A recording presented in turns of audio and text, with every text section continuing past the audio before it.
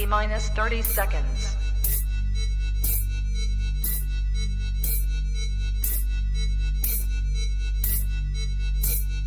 T-minus 20 seconds.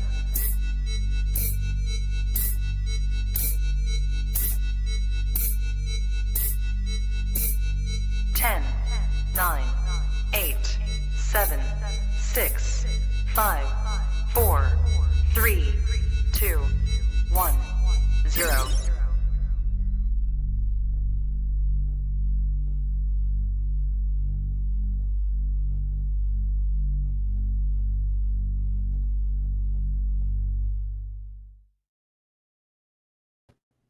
What's going on, everybody, and welcome back to another episode of Kush's Corner here on the Crap Talk Reptile Network, the coolest reptile network in the world. Got a good one for you guys tonight. Alex Myers is back in the co-host seat once again, and we are joined tonight by Billy Hunt of Uwabami Reptiles for a discussion about a lot of really cool reptiles. Man, everything from carpet pythons, old world rat snakes, water dragons, tortoises. We'll go down the line. But also kind of a discussion on having success with a multitude of species in your collection. One thing that Billy is definitely very proficient at. So very excited to get into the conversation. But before we do that, of course, as always, USARC. So USARC is the organization that is fighting for our rights to keep our reptiles, run our reptile businesses, and to live this lifestyle. Check out usarc.org for everything you need to know about the organization. That website is where you can find alerts to new pieces of legislation introduced either at local levels or the national level, as well as any progress updates on any pieces of legislation. usarc.org is also where you can become a member of the organization. As a community, we have strength in numbers. The more people that are behind the cause, the better. And here we are. Thank you to everybody who has tuned in, either live here on YouTube or any of the platforms after the fact. But if you are here on YouTube and you are not already, please subscribe here to the Trap Talk Reptile Network. New podcasts come out every single day of the week from some of the best hosts in the game, talking about a wide variety of reptile-related topics. So if you are a reptile podcast fan, you have come to the right place. But if you are more like myself and are an audio podcast person, we are on all the major platforms, be that Spotify, Apple Podcasts, Google Podcasts, wherever you get your podcast from. You can find the Trap Talk Reptile Network. A follow and a 5-star review on any of those platforms would be most appreciated. And for everything kind of behind the scenes with what I have going on, the best way to support the podcast, go to patreon.com/CushReptile. Over there, 50% of all membership fee immediately becomes credit towards the purchase of an animal, and that credit never expires. So if there is a project of mine that you've been eyeballing for a while, just have interest in, now is probably the best time of year to get on that, considering it's baby season. Stuff is hatching over here. So shout out to all the Patreon members.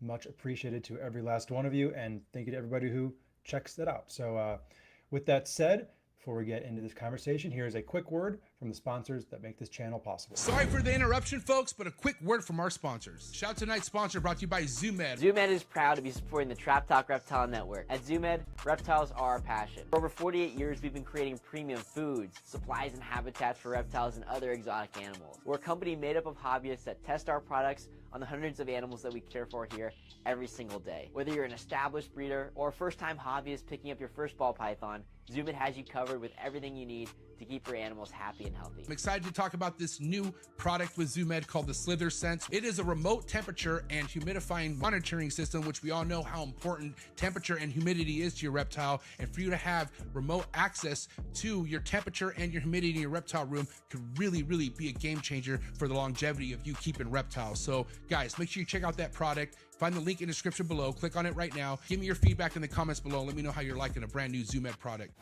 Shout out to tonight's sponsor, Workshop Reptilium. Josh Hansen is doing things different over in his facility. He has one of the most diverse, beautiful reptile collections currently in the reptile hobby today, but he is doing things differently when it comes to enclosures, thinking outside the box, giving these reptiles bigger enclosures. I feel like it's something this hobby needs. So a lot of exciting stuff to come from Workshop Reptilium. I'm going to be flying up to his place to give you guys a deeper look into his facility. And I'm also excited to have an episode with Josh so he can explain himself where his goals are headed when it comes to keeping. Thank you so much, Josh Hansen over at Workshop Reptilium. Make sure you head over to Instagram. Make sure you head over to Facebook. Also, make sure you subscribe to him on YouTube. You can find all the links in the description below. Again, thank you so much, Josh, over at Workshop Reptilium. Shout out to tonight's sponsor, and that's the one and only Morph Market and Morph Market Shipping. One of the biggest exciting things about the reptile hobby over the past couple years is Morph Market Shipping taking everything to the next level.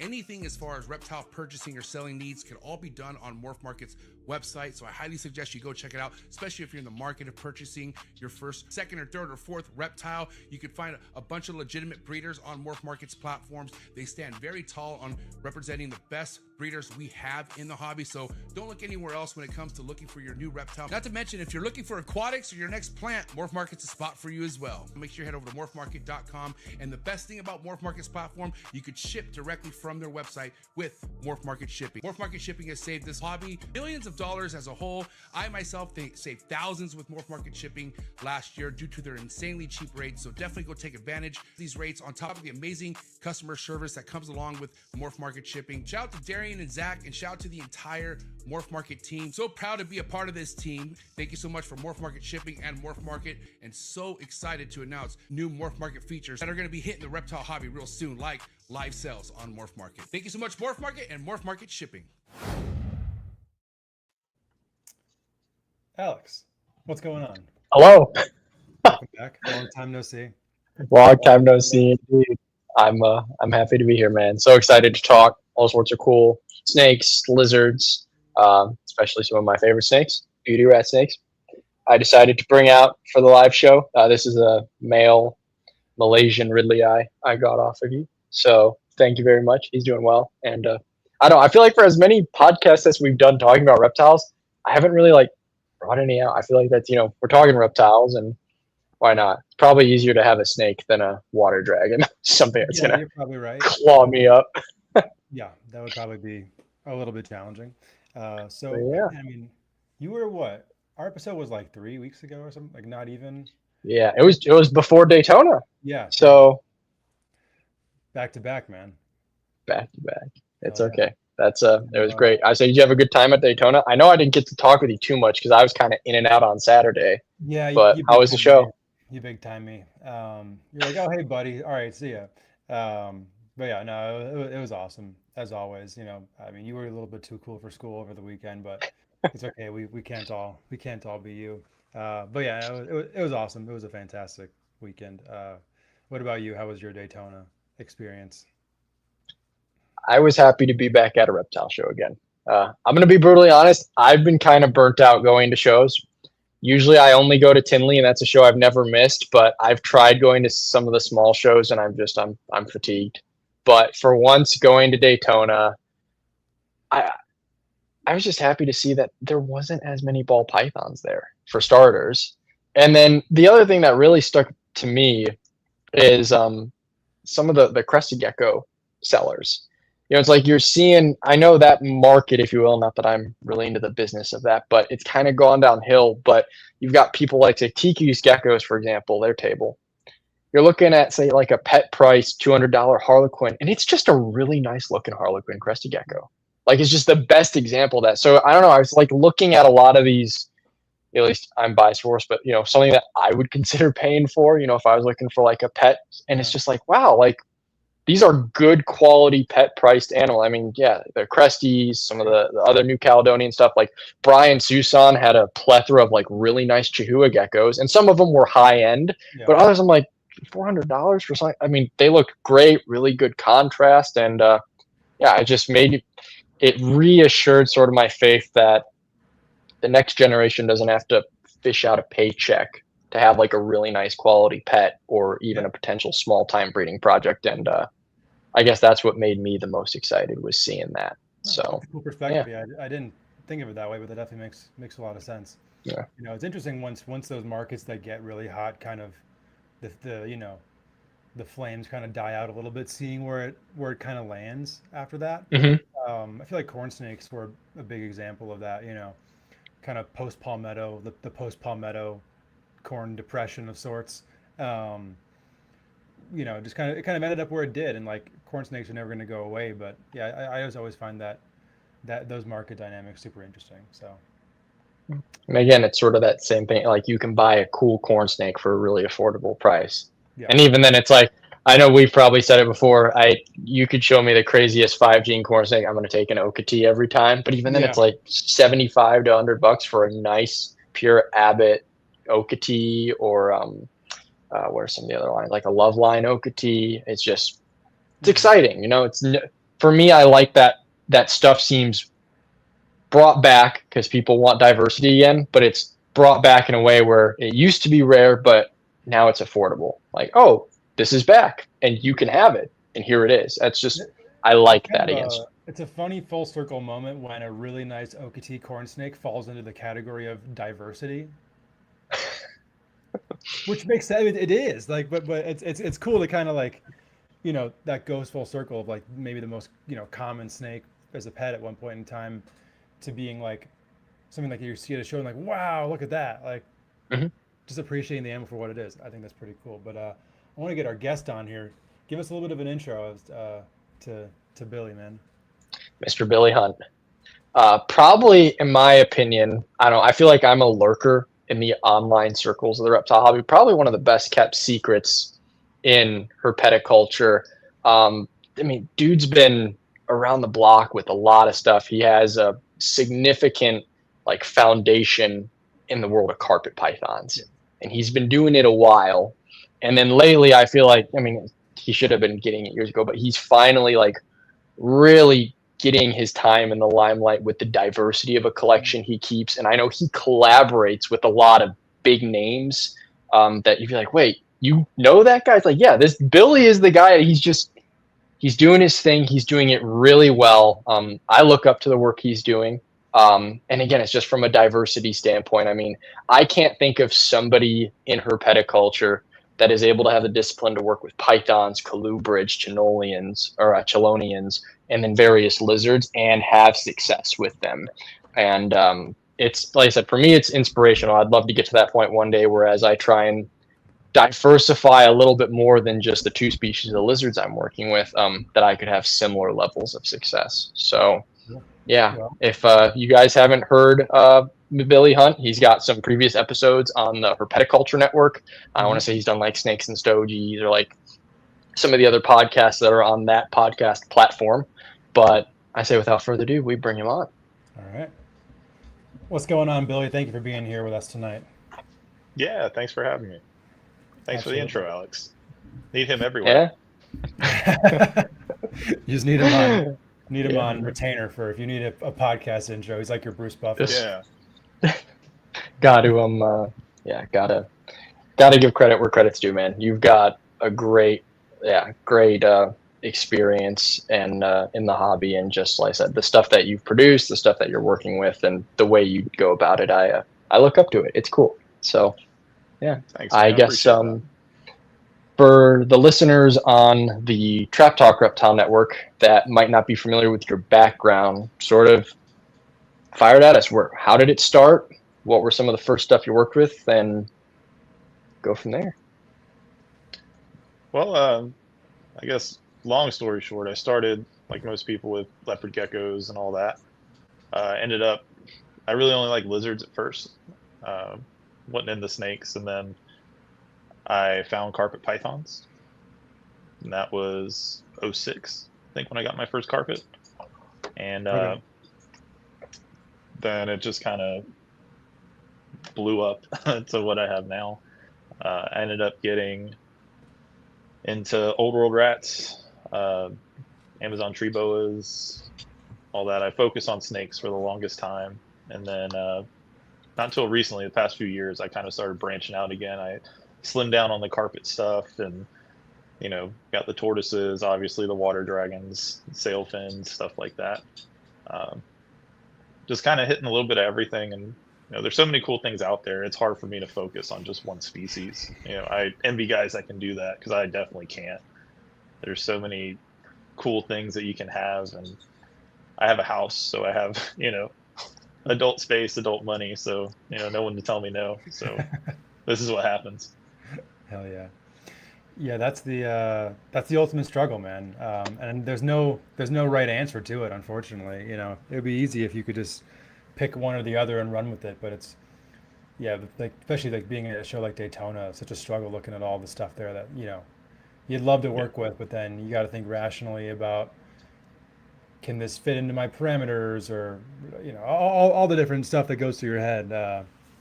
Something I don't think I'll ever have a day of not struggling with. We all live the same life, for sure. Yeah, no doubt about it. So what was it that kind of initially hooked you to carpet pythons, or that was something that you really wanted to dive deeply into? Well, honestly, I was researching something to get, and it was, did I want a corn snake or a ball python? Because that was around the time of kind of a couple years after the piebald craze. Once that hit. So not that like I didn't want a ball python, but like my sister had one when I was younger, so I already kind of saw how that was, and Okay. nothing against them. I just wanted something a little more interactive. Sure. And found carpets, found that they were semi-arboreal, IJs specifically. I love earth tones, and I mean, it doesn't get more earth tone, than an IJ. You get a nice one, you get every color under the sun if you want with them. And then I got my first one in Daytona in 06, and it was game on. I've had carpets since. It was such a good experience, and they're so fun that you can handle them, because most stuff that, like you guys know, most arboreal stuff is not the best to handle, but you can handle carpets, especially if you work with them when they're younger. And you can get a nice display cage for them. They'll be out during the day, like they hit all the check marks. And then you get a python, but you don't have to, you get that python feel without, needing a berm or a retic or something like that. So Yeah. it pretty much hit everything I was looking for. Yeah, man, that really is the thing about carpets. There's not a box they don't check. There really isn't when it comes to pythons. All of the downfalls that you can encounter with other python species. It's just not there with carpets, man. It just really isn't. Yeah, it's nice to see they're starting to get more of a following. I do kind of wish there wasn't as many morphs, if that makes sense. Kind of like when I got into it, it was Jags, Tigers, and Reds. Yeah. And like it was, hey, let's make the nice, the Jags were the Jags, but, they were looking at head stamps and stuff like that. Yeah. I like the morphs too, don't get me wrong, but like the selective breeding aspect of carpets is something that I really enjoy, and is really fun to kind of look behind the curtain of what's at face value and look for markers and all. That's like where the real geeky part of this in me comes out. And I've applied that to every other project that I have. And it's funny talking to other breeders that are to like the beauty snakes, like at blues or Taiwans, we'll talk about later. But, at taking my carpet brain and applying it to those species, I'm really excited about those, because I think there's a lot of selective breeding that could be done. Yeah. Yeah, man.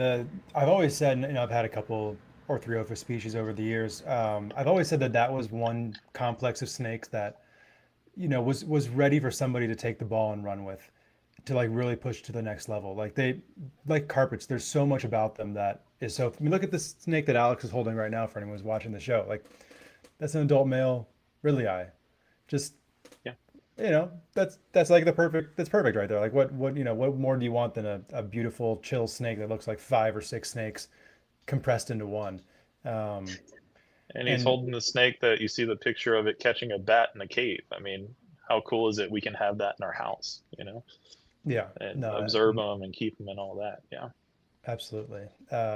Yeah, interesting observation about the early days of the morphs, because that was about the time I probably got interested in carpets a little bit later than you, but early 2010s, it was all about the jungle jag and the diamond jungle jag. And I think it probably even took me a while to understand that there were multiple species of these carpet pythons. Like what is a diamond python? Is that a carpet python? Is it why do they call it that? Nonetheless, even understanding the climate and care requirement differences. What do you think kind of was the catalyst for some of the focus going back towards maintaining purity, line breeding, working on genetic diversity instead of just kind of tiger jag or jungle jag, all that kind of focus that was present back at the time? I think the Jag gene did that for the most part. I mean, the Jag gene just being what it is. In the early days, as things go, a newer gene, everybody doesn't know what it is or how it acts or anything like that. And guys were still chasing the leucistic as well. Sure. So there was that. But I think once people kind of got tired of, seeing their animals do what Jags do, which I understand, I still have a couple. So I'm not like anti-Jag or anything, but I think a lot of people got a bad taste in their mouth. And, seeing I had one back in the day. I had like a 7-foot Jag that was, the neuro was pretty bad, and it was really dicey during feeding time or just, regular maintenance or all that. Because, a 7-8 foot carpet, that's no joke if it gets you.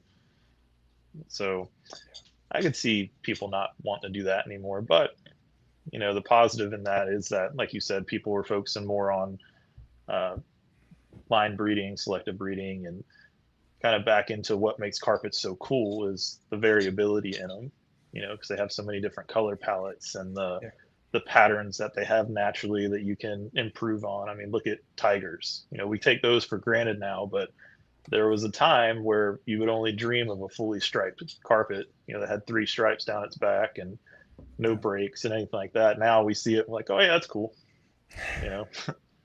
which is crazy because I love tigers with a passion. That. I got the ones from you years ago. Yeah. But yeah, it's kind of cool seeing it getting back to why the species is cool what they are. It's not just morphs. Yeah, no doubt about it. Actually, a question I wanted to ask that I think is a natural segue here. We've seen with this neuro gene how it's present in multiple species, where there's like the ball python community, for example. There probably wasn't one spider ball at Daytona.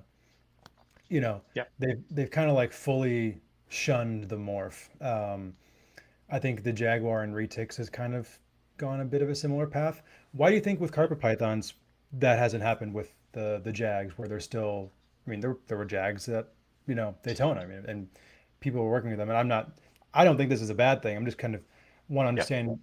What do you think the difference is there? Where with ball pythons and maybe with retics, they thought one way, and with the carpet people are kind of approaching it a different way. Well, most of the carpet guys feel that way, to where they're not against people having jags. They're just like, hey, I don't want it in my collection anymore. Like I know, like Eric Kohler, he told me that years ago. He's like, hey, I've just decided I'm going to phase them out, which understandable. And other guys, I mean, the gene outside of the neural stuff is, it increases yellow and reduces pattern. I mean, they're beautiful snakes. Yeah. So when you have a snake that's, as pretty as a jag, you're still going to have people that have them. I mean, just like I said, I have a couple of them here. Yeah. Not as many as I used to, but yeah. And it's also a roll of the dice. I mean, I had jags, that I hatched out and had them all the way up to adults, and they never showed 1 ounce of neuro. And there are other ones that as soon as they hatched, like there was no rhyme or reason to it. So, you can get a jag that won't show neuro, but it's not a guarantee. Yeah, makes sense. Brandon says that he'd argue that it has, and that a lot of people have ditched jags, and for sure. But I think to me the nuance is like the community isn't extremely jag negative. It doesn't seem the way like with ball pythons. I'd have to imagine if you show up to a show with spider combos on your table, you're gonna get posted on Facebook or something like that and shamed or whatever. And not that that's a good thing, but just I guess just from a community standpoint, why the carpet people are taking a more nuanced approach than some of the other communities that were very hard-lined about these neuro genes. Well, I mean, another thing that kind of drew me to carpets was the community, and they've always been pretty, easygoing and very helpful. And, a lot of the guys I looked up to initially now are really good friends of mine that, we go to these big shows, and like I said, I love tigers. So and I can talk to Jason Balin anytime I want, like and it's so down to earth and all that. There's really not a lot of ego in it. Yeah. And a lot of the people are like, hey, it's not for me, but if you like them, as long as you know what they are and you're letting people know when they purchase those animals, hey, this is what the gene does, this is what can possibly happen. I mean, when I was producing them regularly, I probably talked myself out of more jag sales than I made, just by being honest with people, because they'd see them, say they're pretty, and I want that one. Like, okay, well, here's what's going on, and then they'd end up with a regular coastal or something like that. But Yeah. the community is just more, I think, more laid back and easygoing from what I've seen. For sure. And I think, like you said there, there's kind of like a culture of transparency with carpet pythons that's really refreshing. That isn't the case in many other sectors of the hobby, as far as, people not, generally speaking, for the most part, the people who are considered some of the, and this is not a shot on the way I'm phrasing it. It seems like this is a subliminal. This is not to anything or anybody, but like, being very upfront about, hey, these carpets don't have documented lineage, or these diamonds, I can't guarantee that they're pure diamond, or the jag gene, or any of the stuff, or the problems with zebras or whatever. It seems like nobody ever really tried to hide anything that isn't necessarily perfect. That the imperfections are very much embraced, and kind of the community just takes it and runs with it for what it is. Yeah. I mean, I think that goes with everything. They've been cool about all the genes and all the shortcomings, and it's no different for jags. Yeah, absolutely. What is your take on a bit of the increase in popularity as of the last, maybe a couple of years or so? Because, I mean, carpets have been around forever, and they've been a great pet snake forever.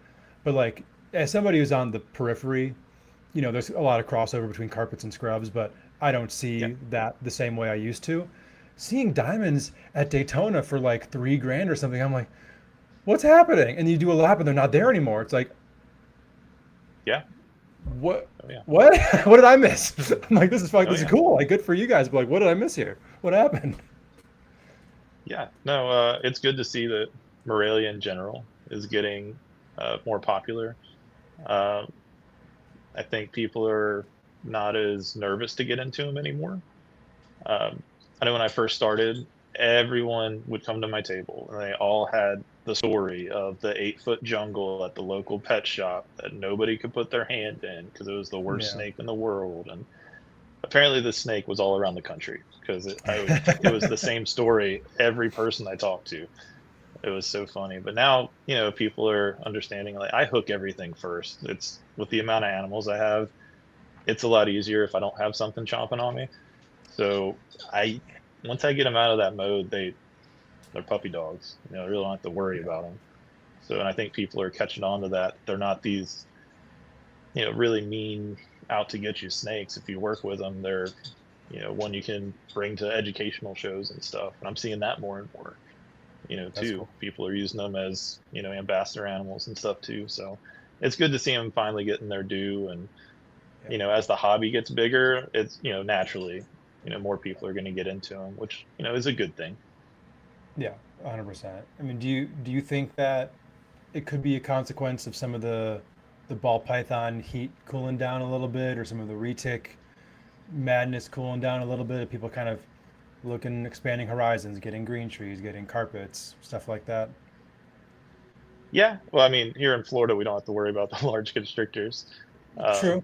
But I do know, like, I sold some Nova Guineas to a ball python breeder down here, and he's been producing them now the last 2-3 seasons, and that's pretty cool. He loves them, because he told me, he's like, I thought he's like, I needed something different, just these ball pythons, I want whatever, and talk to me about the carpets, and we had our conversations we needed to. And once he bought into, hey, I can't keep things exactly like the ball pythons if I want something different, then he tried the carpets, and he's been very successful with them, and he loves them, and I'm sure he'll get more at some point.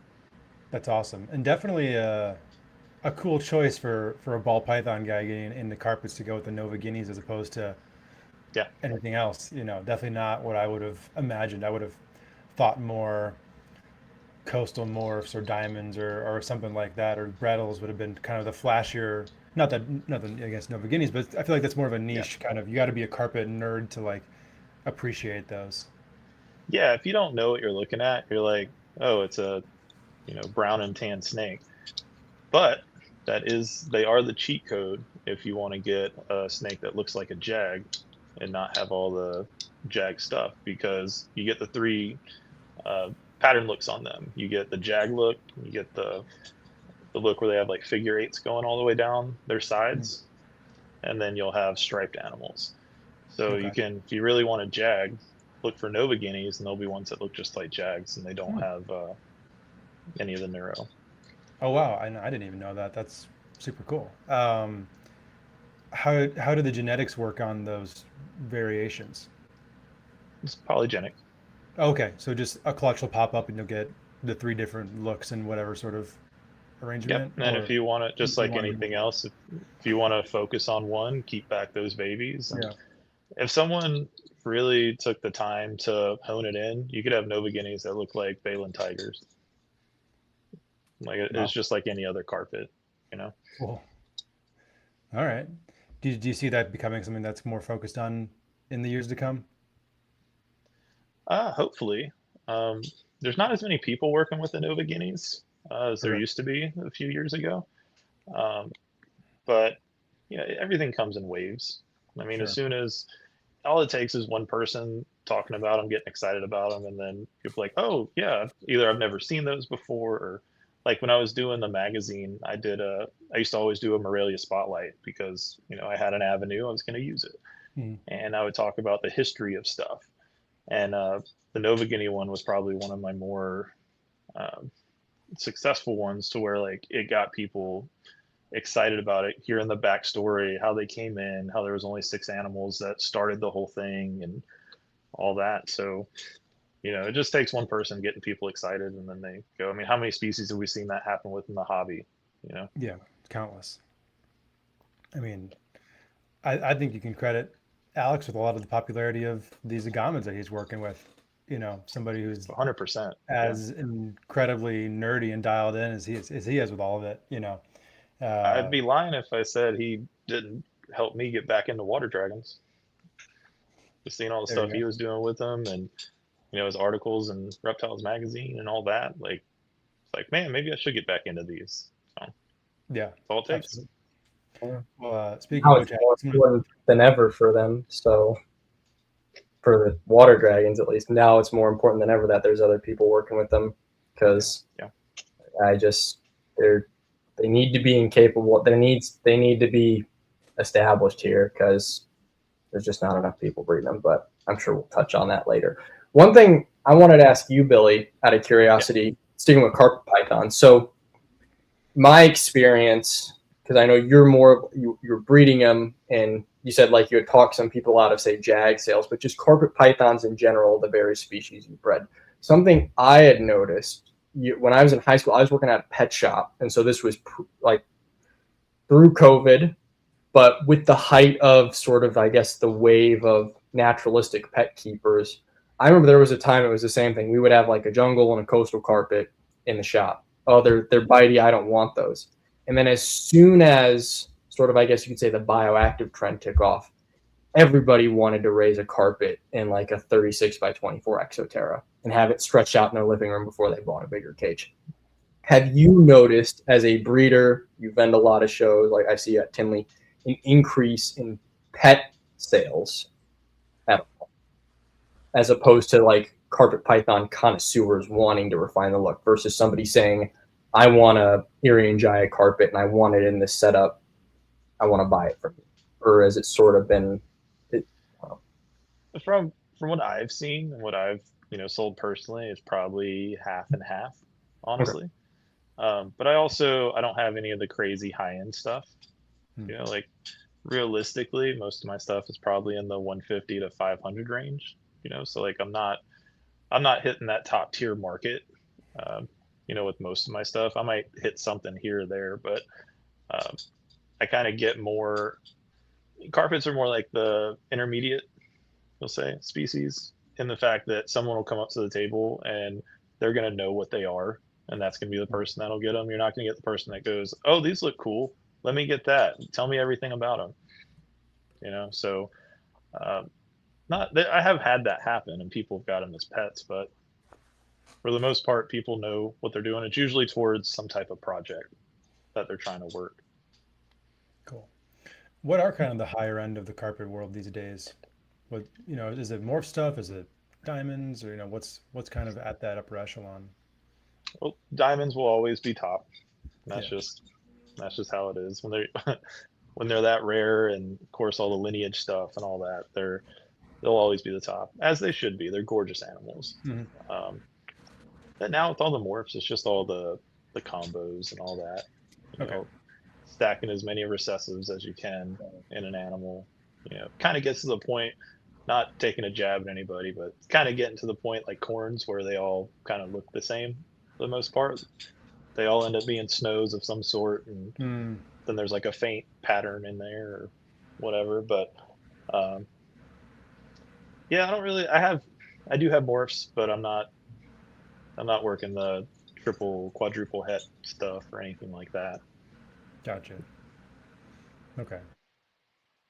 I mean, I feel like I pay more attention to the locality stuff, the pure species stuff, but yeah, after a while, I do agree with you that some of them all kind of all blends together at a certain point in time. Yeah. What's been like the most recent big morph to come out and really kind of cause a stir in carpets Hypo. in the hypo? And that When the hypos came out. Yeah. was that kind of right around COVID time when that became a thing, or was that a little bit pre-COVID? It was around that time. I don't remember exactly if it was Okay. like just before or whatever. Because like they'd always come in, and then you'd get, you know, Nick would usually get them in first. Mhm. We'd usually get stuff from Paul, and then, you know, he'd tease us, and be like, "Hey, here's what I got," and then, you know, you'd have to wait for him to pair them up, and uh, then once he'd release stuff, you know, he already had a little army of them and stuff, because his like what Yeah. he's doing over there is incredible. Like in how long he's been doing it and all that, he's got it dialed in. Mhm. But it's cool now. We're starting to see them get released and seeing what the different, um, like how they work with different lines, and you know whether if they're hypo tigers, just regular hypos, jags. You know, now we're seeing, you know, them get crossed into all the genes, zebra, you know, all that. Okay. We're kind of in the hypo to incomplete dominant stuff, and polygenic stuff, and I'm sure soon we'll start seeing more hypo and recessive stuff. Gotcha. Okay. Do you have any hypos in your collection? I have one. Okay. I have one hypo tiger, possible super, but we'll find out. Okay. Very cool. Yeah, I can imagine that being a cool project to work. What are your, do you have any particular ambitions with the hypo that you, or just kind of playing with it and seeing what happens? I love tigers. Striped snakes are like, that's my favorite thing. So usually the goal with every project, which I laugh, even with the beauties, they're striped tail racers. So still doing that. But yeah, just getting them more into just tiger stuff and just making Cool. more of them. I mean, I might branch out into other stuff, but the main goal is just more tigers. Very nice. Alex, do you have anything else you want to throw in on the carpet topic? Sort of backtracking something that was mentioned earlier, but when you were discussing, I guess, the carpet community, I'd like to hear your take on the importance of lineage and documentation in that community, why they think it's important, and as we sort of progress our conversation, how you're applying it into other species. Yeah, for sure. So first and foremost, I'm not like if it's not pure, don't like put it in my collection type of thing. I'm very big on there's a place for everything. Hmm. I feel like the issue is like just people being honest with everybody. I've got plenty of projects that aren't pure. I tell people what I know. I, you know, go from there. There's other people that have lineage back to the 80s. I mean, a lot of the carpets, like, yeah, there's been stuff that's come in, whether it's been illegal or legally through, you know, they got confiscated, whatever. For the most part, stuff stopped coming in like the 80s from Australia, you know, because they cared about their wildlife and they saw where it was going and all that. Yeah. There was also a point in time in the 80s and 90s where, you know, if we're being honest, a lot of stuff was crossed because we didn't really know what was what. You know, like jungles were called rainforest carpets.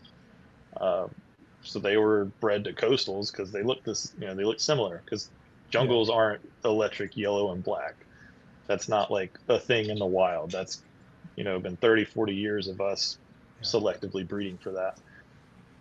So I think it's just more if everybody's honest with what they have and the expectations are reasonable. You know, if you only want pure stuff, seek that out. There's nothing wrong with that. If you want stuff that's crossed, like a lot of the morph stuff, you're going to have different morphs that are only present in certain subspecies, you know, so you need to understand that. If you have an albino jag, you know, you're going to have it's at least a Darwin coastal cross, you know, and just accept that for what it is.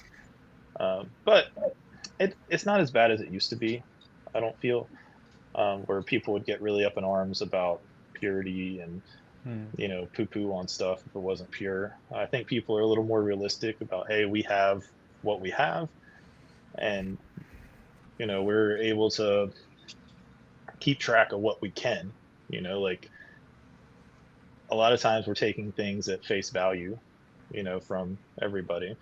You know, they can say, hey, this jungle is a Turner line jungle from '84 when it came in, but that's, you know, what, 30, 40 years of people keeping track of it that you're trusting that's happening. If you want as pure as you possibly can have, IJs still come in. You literally can get imports or farm breds or all that, and you know that's going to be, you know, Harrisoni, and you'll have everything that you need as far as a pure animal. But I think there's a place, you know, for all of it in the hobby, just people being honest. Yeah, absolutely. And do you think that has led to the IJs being a bit more sought after, or, you know, more people kind of having interest in them, just the fact that it's kind of the outlier at this point as far as the genetic diversity goes? But I feel like I've seen a lot of people really focusing on them over the last, you know, 7 years or so. Potentially. I mean, they're my favorite subspecies, so I'm all about it. Like, that's amazing. Like, I just I think a week before Daytona, I got a wild caught pair in that I'm so excited about. Like, they're insane. But 2 IJs are like the amount of directions you can go with them, because like if you look at most IJs, they're going to have 4 colors on them, so you can highlight any of those colors that you want if you want to, you know, for a selective breeding project. They have all the different patterns, so if you want to go for 50-50 banding, you can go that route. If you want to go for aberrant stuff that's just crazy, you can go that route. If you want to go, you know, crazy stripes, you can go that route.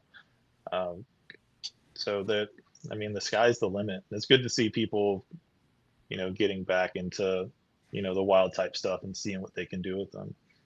No doubt about it. Yeah, there's so many different avenues you can take with those. It's insane. Is that why they're your favorite, or are there other factors about them as snakes that make them your favorite? Probably too the sentimental factor. My first carpet was an IJ, and you know, he wasn't anything special as far as like hobby standards, but you know, we've all had those animals that just, you know, if they were your first one or one of your first ones, and you just had a really good experience, and it kind of sets you on the path that you're on, that it just does it for you. And that's just what IJs are for me. So I kind of got away from them for a while, and I'm slowly starting to get back to them now, and I'm kicking myself forever not staying with them, honestly. Yeah, I'd have to imagine getting the stripes as stripy as possible is the top of your list of priorities with the IJs. If possible. Yeah, there was a sure if I should say it, but there was a really nice female tiger IJ on Kohler's table in Daytona, and I haven't stopped thinking about it. So hopefully it's still there in Tinley, and you know, if it's meant to be, it's meant to be. But yeah, that'd be a good goal to have for him. Nice. Hell yeah. Alex, anything more you want to throw out there? No, I'm just enjoying listening because, like, I'm not going to lie, I don't have the best background knowledge on carpet pythons, which I feel like I should, because when I started to pursue herpetoculture more, one of the first things I considered were carpet pythons. But and I've probably said this story before. It's just then I had read about it was sort of when Nido started going around, and that really scared me. And I was like, what if we do lizards? And I don't know. I just sort of like I'm like reminiscing because one of my first Tinleys, I had somebody offer me with an enclosure. It was a zebra jag. It was really pretty. It was super yellow, and I would have been 13. But I remember I just more research. I was like, no, I don't really want to do these. And then Well, zebras are known for being testy anyway. Jungles in general can be a little more ornery. okay. Them and Darwin seem to be a little more defensive overall, from what I understand.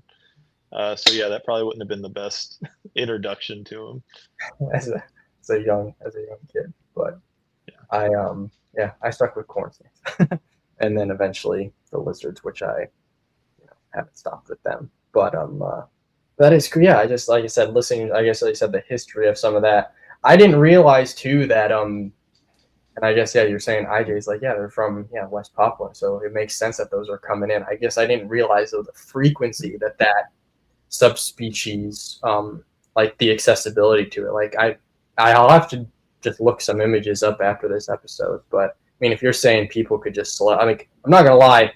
If there's orange in them, like I think jungle carpets look cool. That's just what I've seen, right? Mm-hmm. Black, but like a deep brown and like orange, that'd be freaking. It'd be like having a Bismarck python that doesn't turn brown, So I'll be expecting a message tomorrow from you going, "Holy crap, man! I had no idea," because they're out there. Yeah, and then and I will not be sleeping tonight after this episode. Yeah, doom scrolling carpet python. Oh, slippery slope. So why now colubrids? Like what was the bug that was like, I like the carpet pythons, and now you have quite the collection of colubrid species. Sort of what happened there? So I actually always had some old world rat snakes. I just wasn't as like there's even stuff I have now I just don't get around to posting.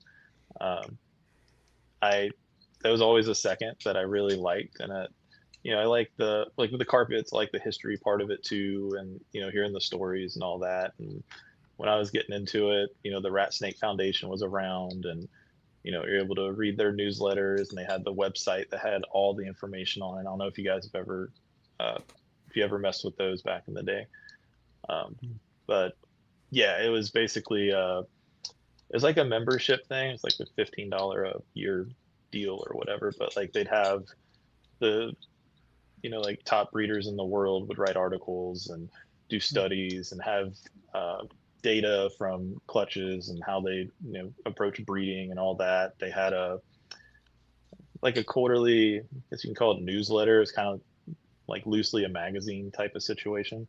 They actually have a group on Facebook where you can still access some of them in the file section there.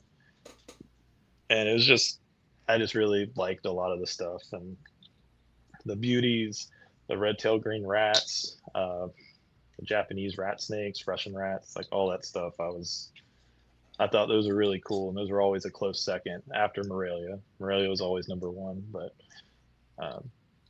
so I've had them for a while. It's just so recently I kind of decided to slim down on the carpets and focus on more old worlds and get to where I'm at now, and I've got quite the collection now. It happened kind of fast. You mind taking us down the line of that old world collection? Yeah, no problem. So I have 5 subspecies of beauty snake, the Orthorhynchus stuff. I had blues, Taiwans, Ridley-eye, Grabowski, and the Chinese. Got a lot of the Chinese morphs and stuff.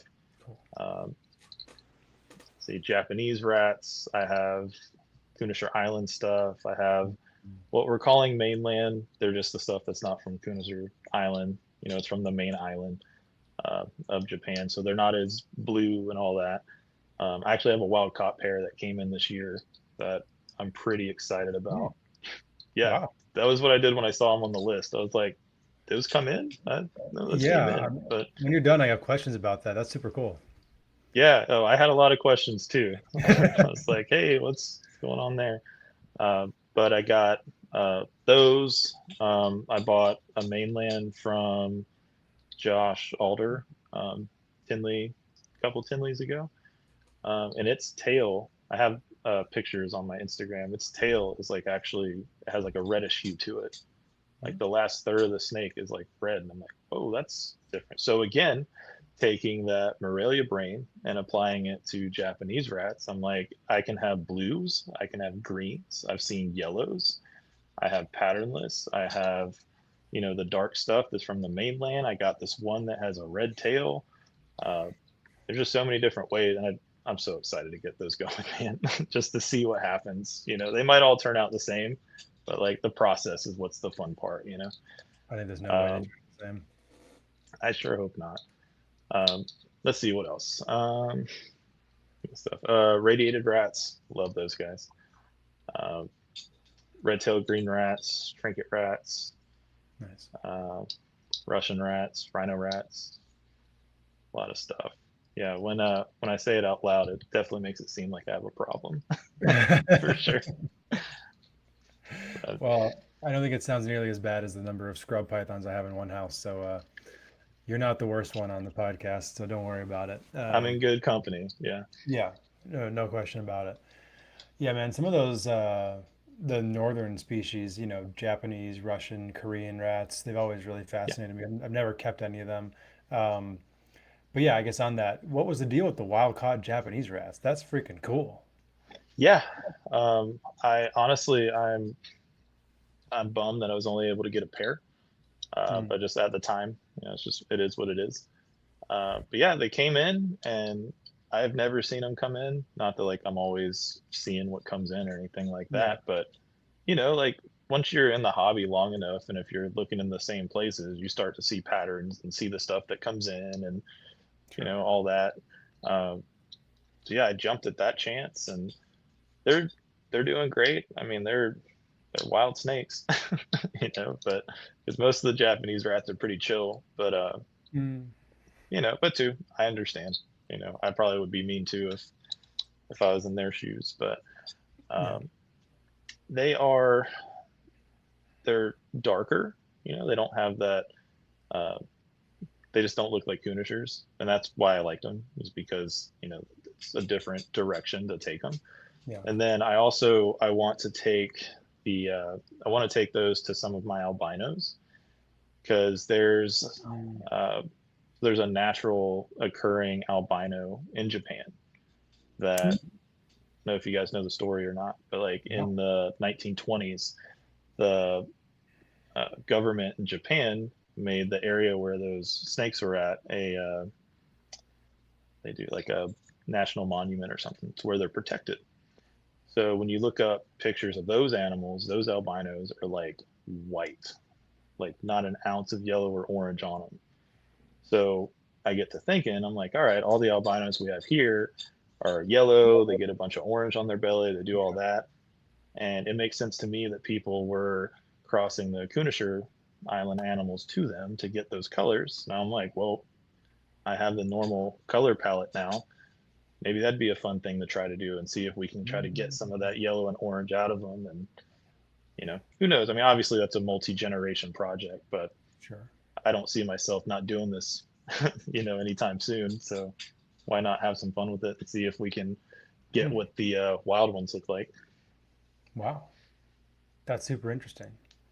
Yeah. How big is their range in Japan? Most of the island. Okay. Yeah, they're pretty, to my understanding, they're pretty common there. Okay.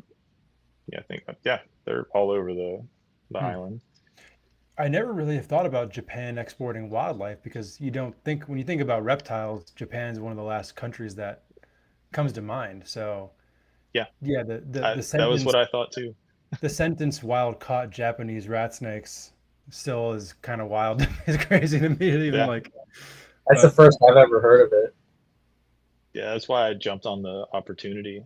Like I said, if I could have got all of them, I would have just got all of them. But a buddy of mine got another pair. So, Cool. if as long how the circle works, as long as you know where they're at and they're in the circle, everything is good. So No doubt about there's it. at least 2 pairs that we know of floating around here that Cool. hopefully we can do some good stuff with. That's awesome. Have there been any signs of, captivity taking a toll on them? Or like, are they smaller here? Are there issues? Because I'd have to imagine, and correct me if this is not true, but that the stock that we have, probably particularly of the Kunishers, but just Japanese rats in general, has got to be relatively limited as far as founder animals, right? As far as I know, like I don't know much about the history of like Okay. where most of the stuff came from.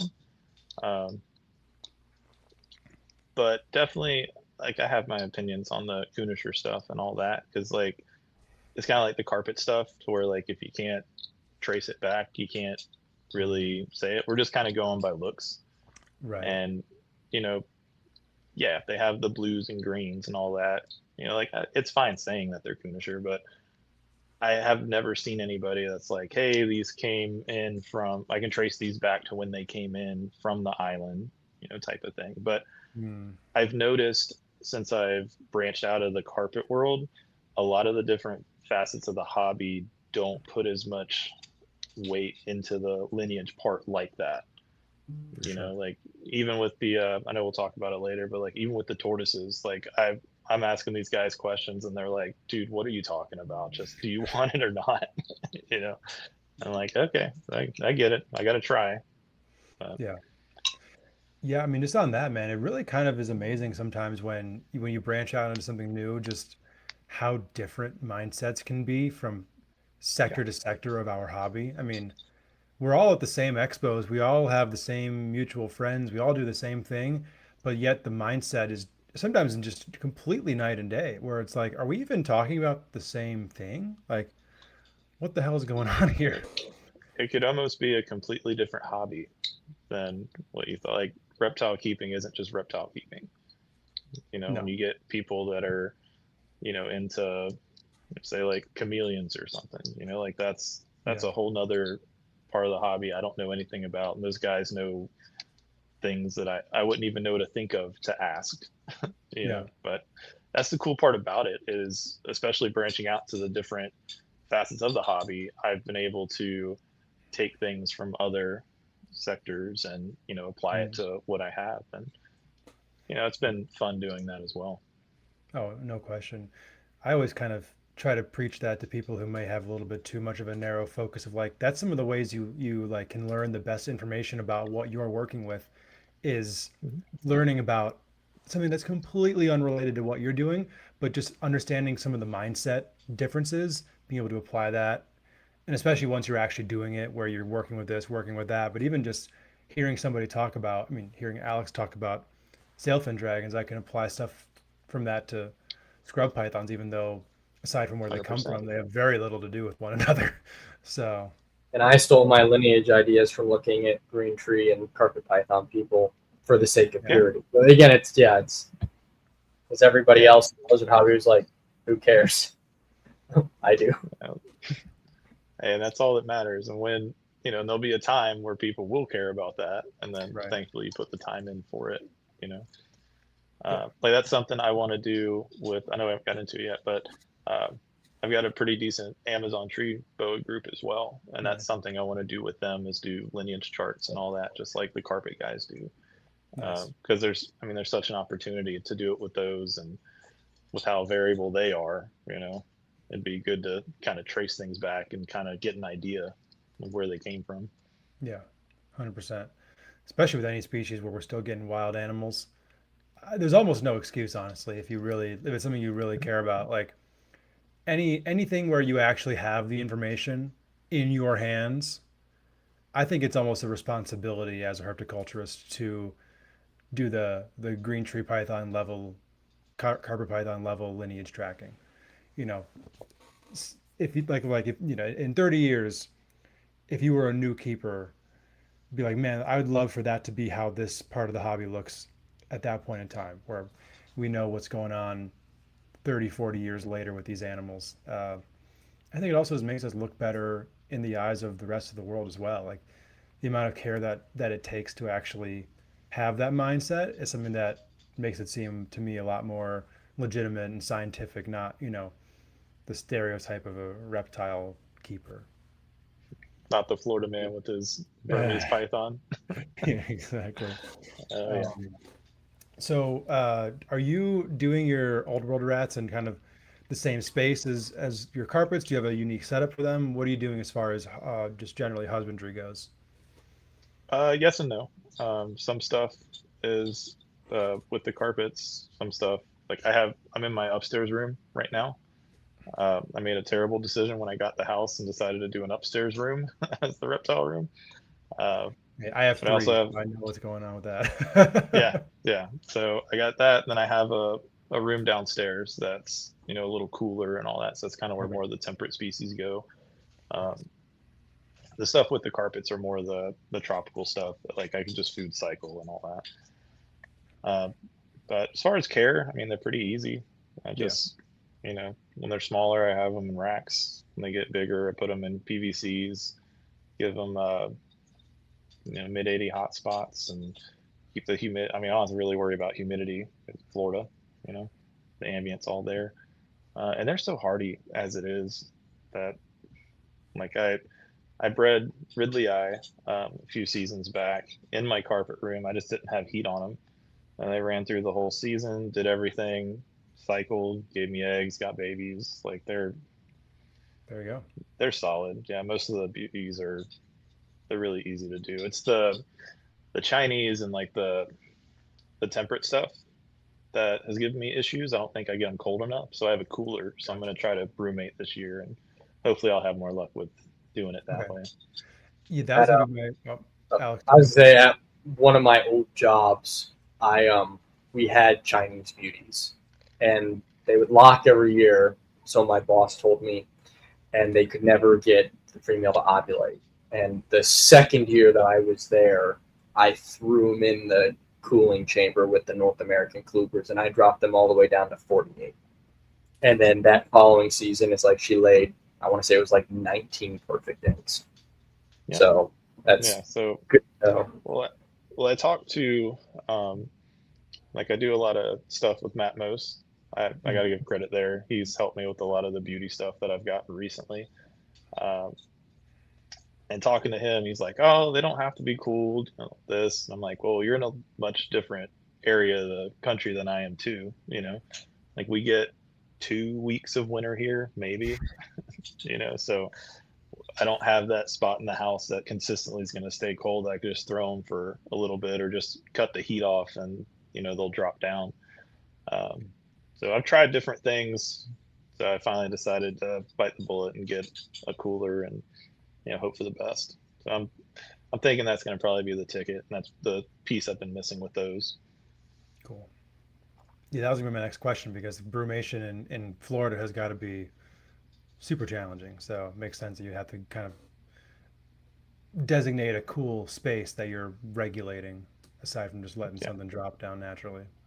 So well, then there's other guys here that don't do it and they breed them just fine. So, but it just goes to show when you have different setups and different ways of doing things, it's not all cookie cutter. Everybody's got to find what works in their setup. So that's what I've come up with.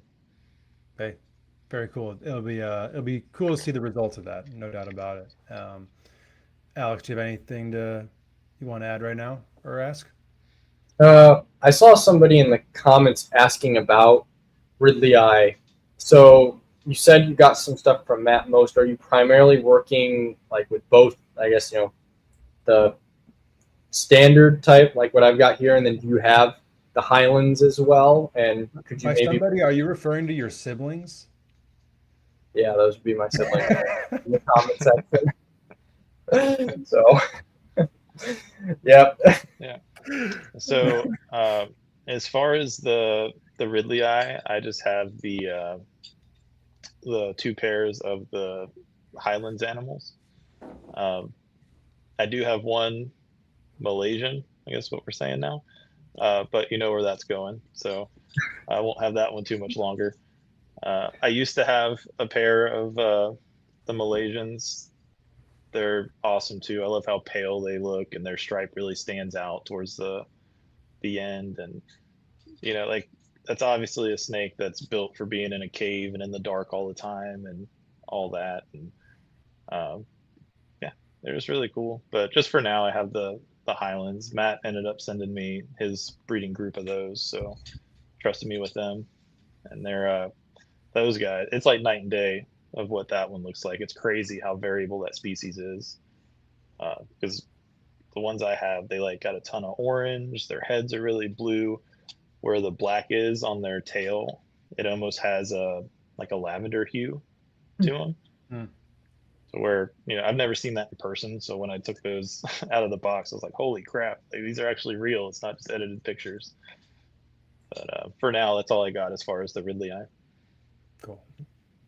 Is there like, I guess, how big are the Highland types that you're working with, your adults? Like size so there's a massive male, like absolutely massive, that he could probably easily take like medium to large rats, no problem. But the rest of them are similar to the one you got in your hand there. Cool. Probably that big, maybe a little bigger, a little thicker. Awesome. Yeah, that's such a cool species. The variation is what always sort of amazed me. I remember, I want to say it was like the first time I saw Matt post those Highland types. I couldn't fathom seeing an orange one because I was only used to seeing sort of the pale white types. And then I've seen some that are almost like half and half, where like the first third is orange and then they're white. So I always wondered like if there's any data out there on like the different cave populations and if they sort of like integrate into one another.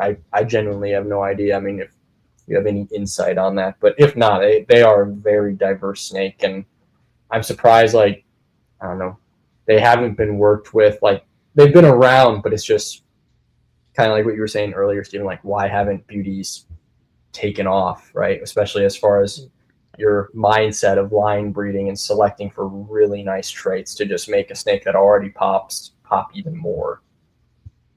Yeah, well, we're working on it. We're definitely working on it. As far as the Ridley eye and like if there's crossover between the ranges and stuff, that I don't know.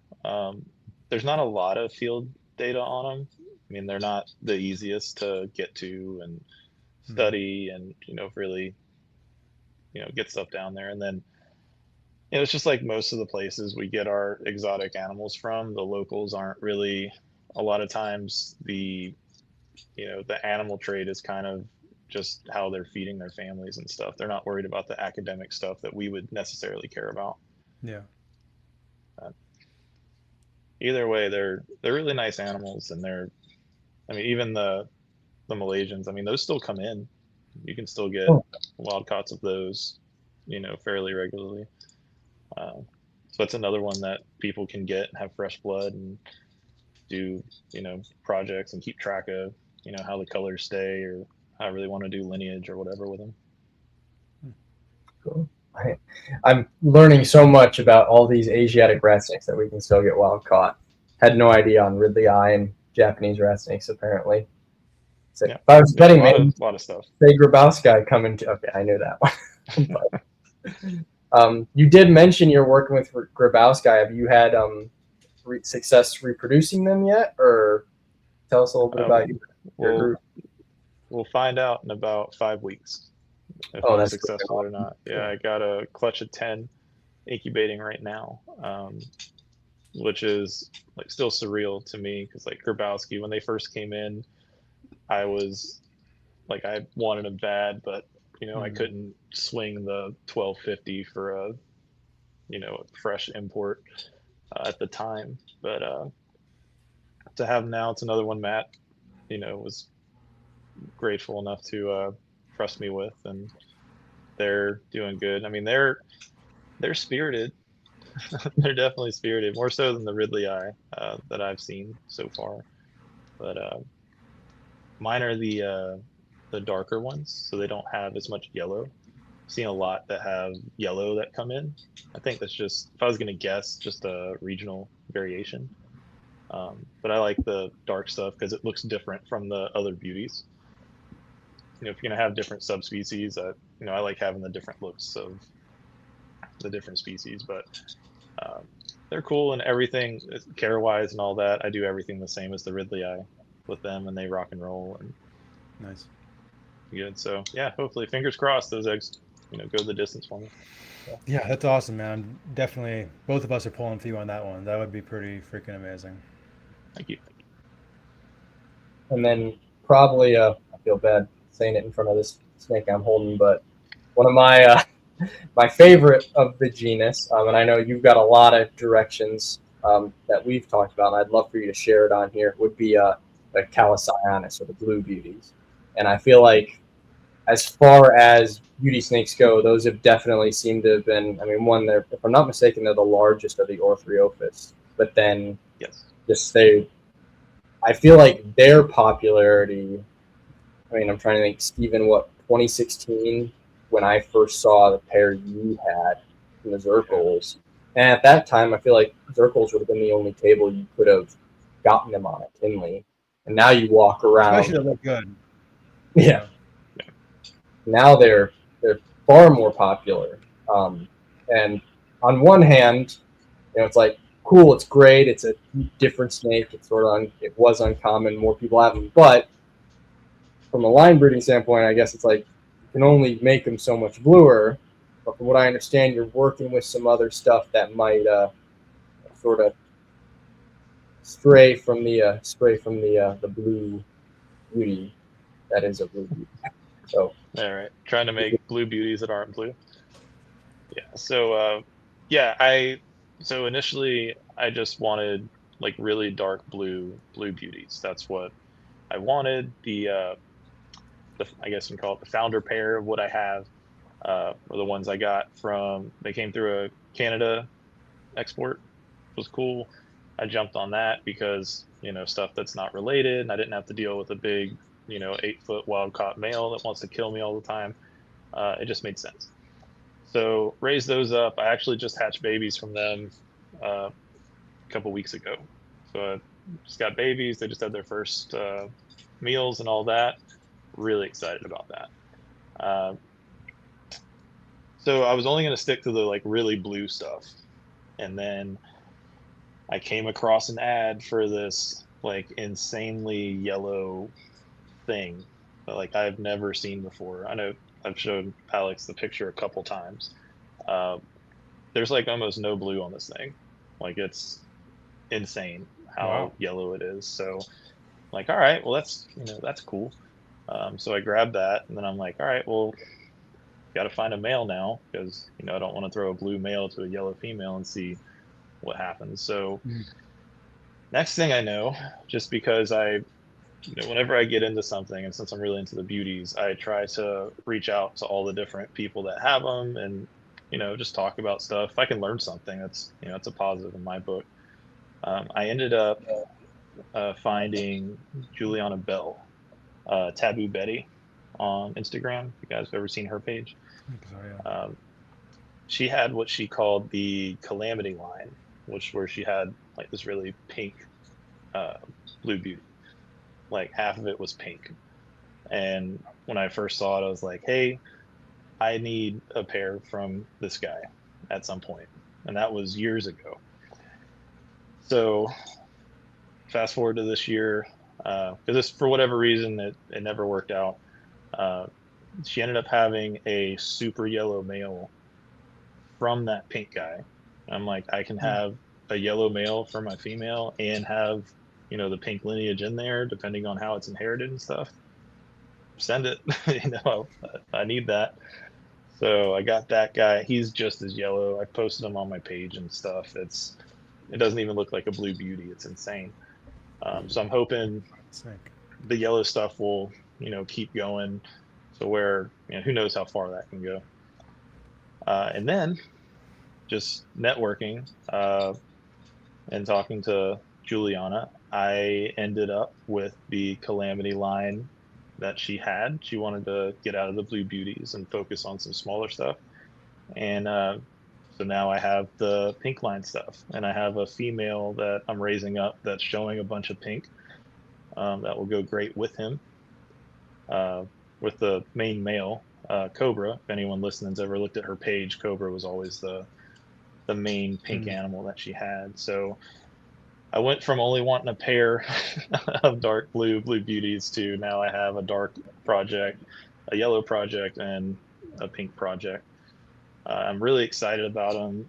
Again, applying my Morelia brain to these animals like has me so geeked out about what the possibilities are and how far can we take it, and how much yellow can we get out of these animals, how much pink can we get out of these, how dark can we get these guys. And then I've also seen pictures of animals that had like different patterns and stuff, and then you can, you know, selectively breed for, you know, whether it's reduced patterns or more white, less white. Yeah, there's so many different avenues you can go that I'm just really excited that I have so many pieces to, you know, the puzzle that I have now to figure out or whatever. So Yeah, it happened fast. It definitely happened fast. A lot of big mouths to feed in the future for sure. Yeah, I just scrolled through your page and found them, and at first glance, they don't look like blue beauties, especially like that really yellow individual. It just like you think it's something. It took me a second. I'm like, oh my god, that's it. That's what you're talking about. That's insane. So yeah, that's pretty freaking cool. Yeah, they're when I was talking to her, because she was more, or Juliana, when I was talking to her, she had more of a ear to the ground of what people were doing as far as projects. Okay. And she's like, there's people that are, you know, selectively breeding for, you know, reduced pattern or, you know, stripes on the front half instead of, you know, just having on the back half, because they usually have like the crosshatch pattern with the white speckled in and all that. It's like, yeah, there's people trying to get rid of all that and just have stripes all the way down, which obviously, you know, if that ever happens, I can't help myself. Yeah. But it's just like anything else. But when you see different species, people have different outlooks on how they want to approach them. And, you know, a lot of people think, especially in the colubrid world, that beauty is a beauty, and they're not really thinking about selective breeding, which there's nothing wrong with that. You know, it's just a different approach to it. But like, look at cow kings, you know, and how many of those projects are selectively bred and how they turned out. You know, if you put that to every project you do, you'll end up with, you know, some killer animals in a few generations. So I'm hoping that that's something that we can pull off, you know, in the future. Nice. Yeah, that'll be really fun to watch, because yeah, like you said, a lot of the colubrid world does not have that mentality. It's just kind of like, all right, this is my group of whatever this is, and I'm breeding them, and this is what I'm doing. So I just sent you that female. Yeah. If you're interested in, that's the one that male's going to go to. That is, what the heck is going on there? Oh my gosh, that's insane. It's like you took a yellow highlighter and just kind of like scribbled all over like a blue beauty. Yeah, it doesn't make sense, but yeah, it'll be exciting to see how that will translate to, you know, babies and stuff. Like the male that I have, which just sent you that guy. The yellow one that I have isn't big enough, so this next season I'm gonna breed Cobra to her, which is the pink one that I just sent you. Oh my gosh. So we'll see what happens. I mean, I'm excited about it. There's so many different avenues that I didn't know were even out there. I don't need more than a pair of blue beauties. Yeah, yes you do, Steven. Oh man. You gotta help Bill. So well. How else? What, like, he can't do it by himself. I mean, you were just saying you have too many scrub pythons, so you might as well just add some more blue beauties. You know? I think it's another couple snakes that need medium rats, man. Yeah. When medium rats are 375, it's a lot. Oh yeah. Oh yeah. But yeah, so I'm excited about those. I'm probably the most excited about that. Alex was real nice and was listening to me ramble about it when it was first happening. I was like, dude, I'm getting these. Check this out. Check that out. It was pretty cool. It's just the mindset of, it's almost like the colubrid community, like what you just said, Stephen, has almost been the opposite of what we just talked about with Morelia, where it's, here's my diverse collection of species. I've got a pair of this, a pair of that, a pair of that, a pair of this. And Morelia is like, I really like Iriangias, and I'm just going to focus on refining this nice orange look, or orange and striping. And it's almost like, what if colubrid people, which again, you're pushing the envelope here at the Blue Beauties, what if we took a Blue Beauty and we made it yellow, and we refined the yellow, and then we add pink? Like, nobody other than the Cow King example you said has done that, because usually even locality stuff, I guess you could argue they're breeding for the best look of a locality, but it's not like you have Mexican Bayard's rat snakes, right? The silver head, the orange body. That's sort of all everybody would breed for. But what if you bred for a Mexican Bayard's that was all silver? I don't know. Maybe that's just somewhere. I'm not educated on that. I'm just throwing that out as an example. But it's one of the best ones that come to my mind, especially with the North American stuff, and I believe they're called tigers. The tiger bull snakes that are like incredibly banded. Like they have like 3 or 4 bands where one band should be. Like, it's just insane. Those would be the zippers. Tigers are a little different. Yes. Yeah. Okay, zippers. Yes. Yeah. But those are, to my understanding, selectively bred for that, and it's cool because it's like a little bit of polygenics within a recessive gene. Yeah. Because it is a simple recessive. But I mean, yeah, like the animals that Keith produces on like a yearly basis now, I'm very lucky. I got a pair from his production last year, and the female's a visual, and she's oh my, what a snake. My gosh. I mean, she's, pushing 4 feet now and getting really red, and just they're incredible. That's but it just goes to show, when you take an animal and there's a vision, and you stay focused on that vision, that's how you progress the projects. And too, you're going to get more people excited about that species doing that as well. Especially when it's already something that's there within the snake. You just have to bring it out. They all have the palette there, you just have to bring it out in them. Yeah, absolutely. Yeah, man, I hopefully this conversation will inspire some people to take this approach with a species that hasn't yet to have somebody really put that level of focus into, because we're talking about, in the grand scheme of things, such a small variety within this episode, but like there's hundreds upon hundreds of species that the same exact mindset could be applied to that has never even been attempted. And could have been species that have been bred for decades, but that real specialist view of them has just not been adopted. Well, like talking about the Okeetes that Alex loves so much, I mean, that's a prime example. Those don't come straight out of the wild looking like that.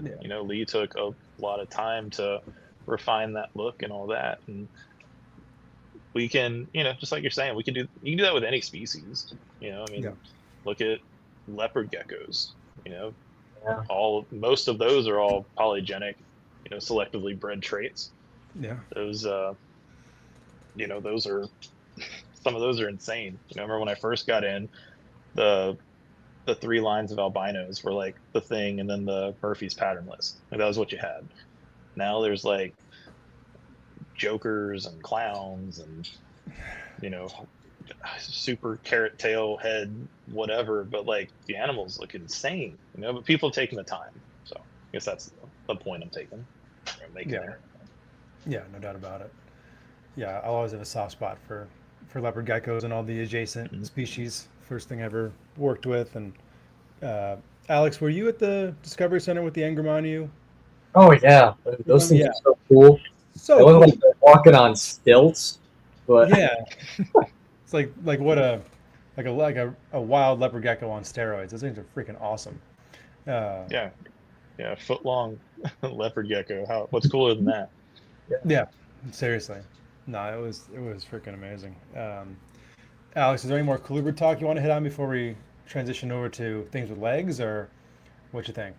I feel, I guess, to follow up on us wrapping up the colubrid talk, I guess anybody listening, if there's any takeaway from this, aside from how freaking awesome old world rat snakes are, is that, yeah, I guess if you feel discouraged, like, what do I want to breed? Why do I want to breed? It's take the favorite thing you love about your favorite species of reptile and then just breed for it, because probably nobody else is. And that's all it is. Yeah. So that's exciting. Yeah. And on that note, when did lizards come into the picture, Billy? It's finally time. All right. It's finally time.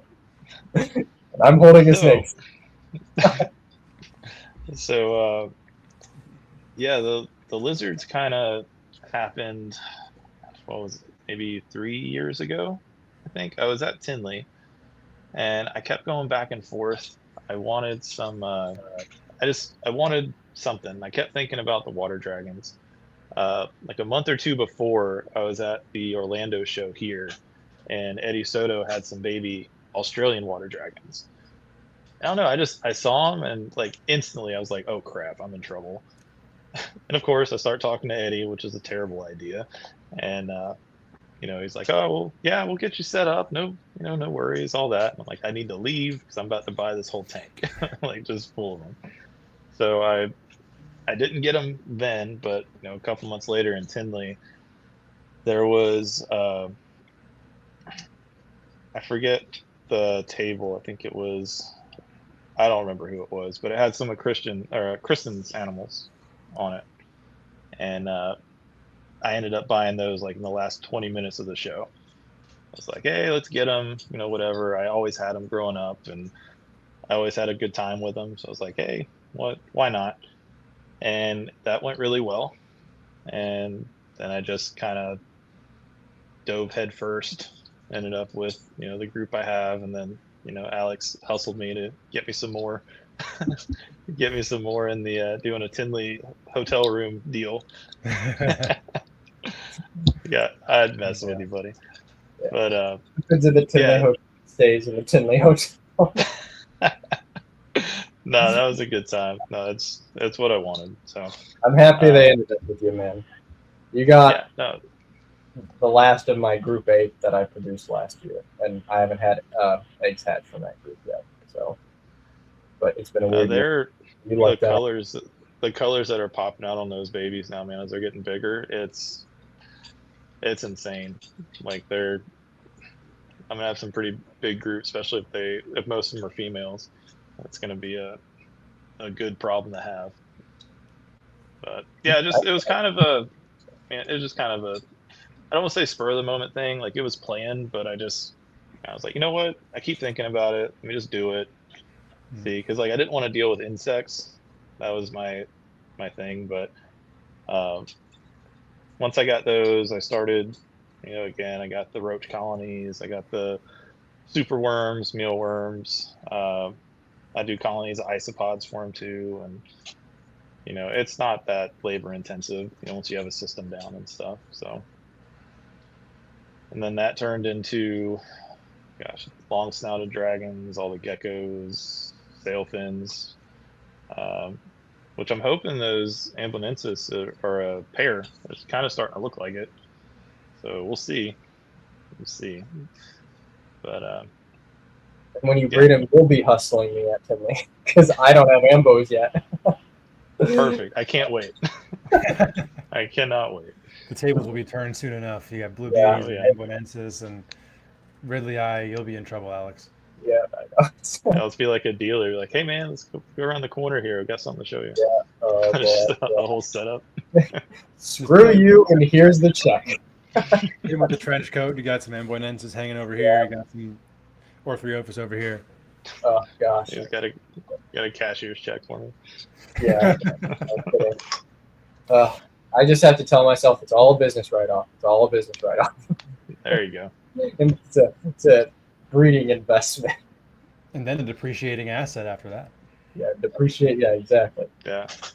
My accountant, it was a capital investment, even if it really put a tank in profits, but it's worth it. Yeah, I mean, to my knowledge, Amboinensis is still the least produced Hydrosaurus in the United States.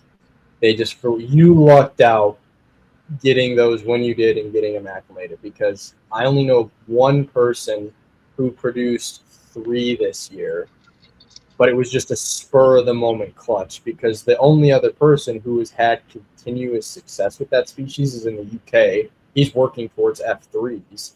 But again, it's like once they're dialed in, I mean, he's getting, 5 to 6 clutches out of a female every year. And it's no different than what I saw with the Pustullatus last year. Like once they are established, they just go. Yeah.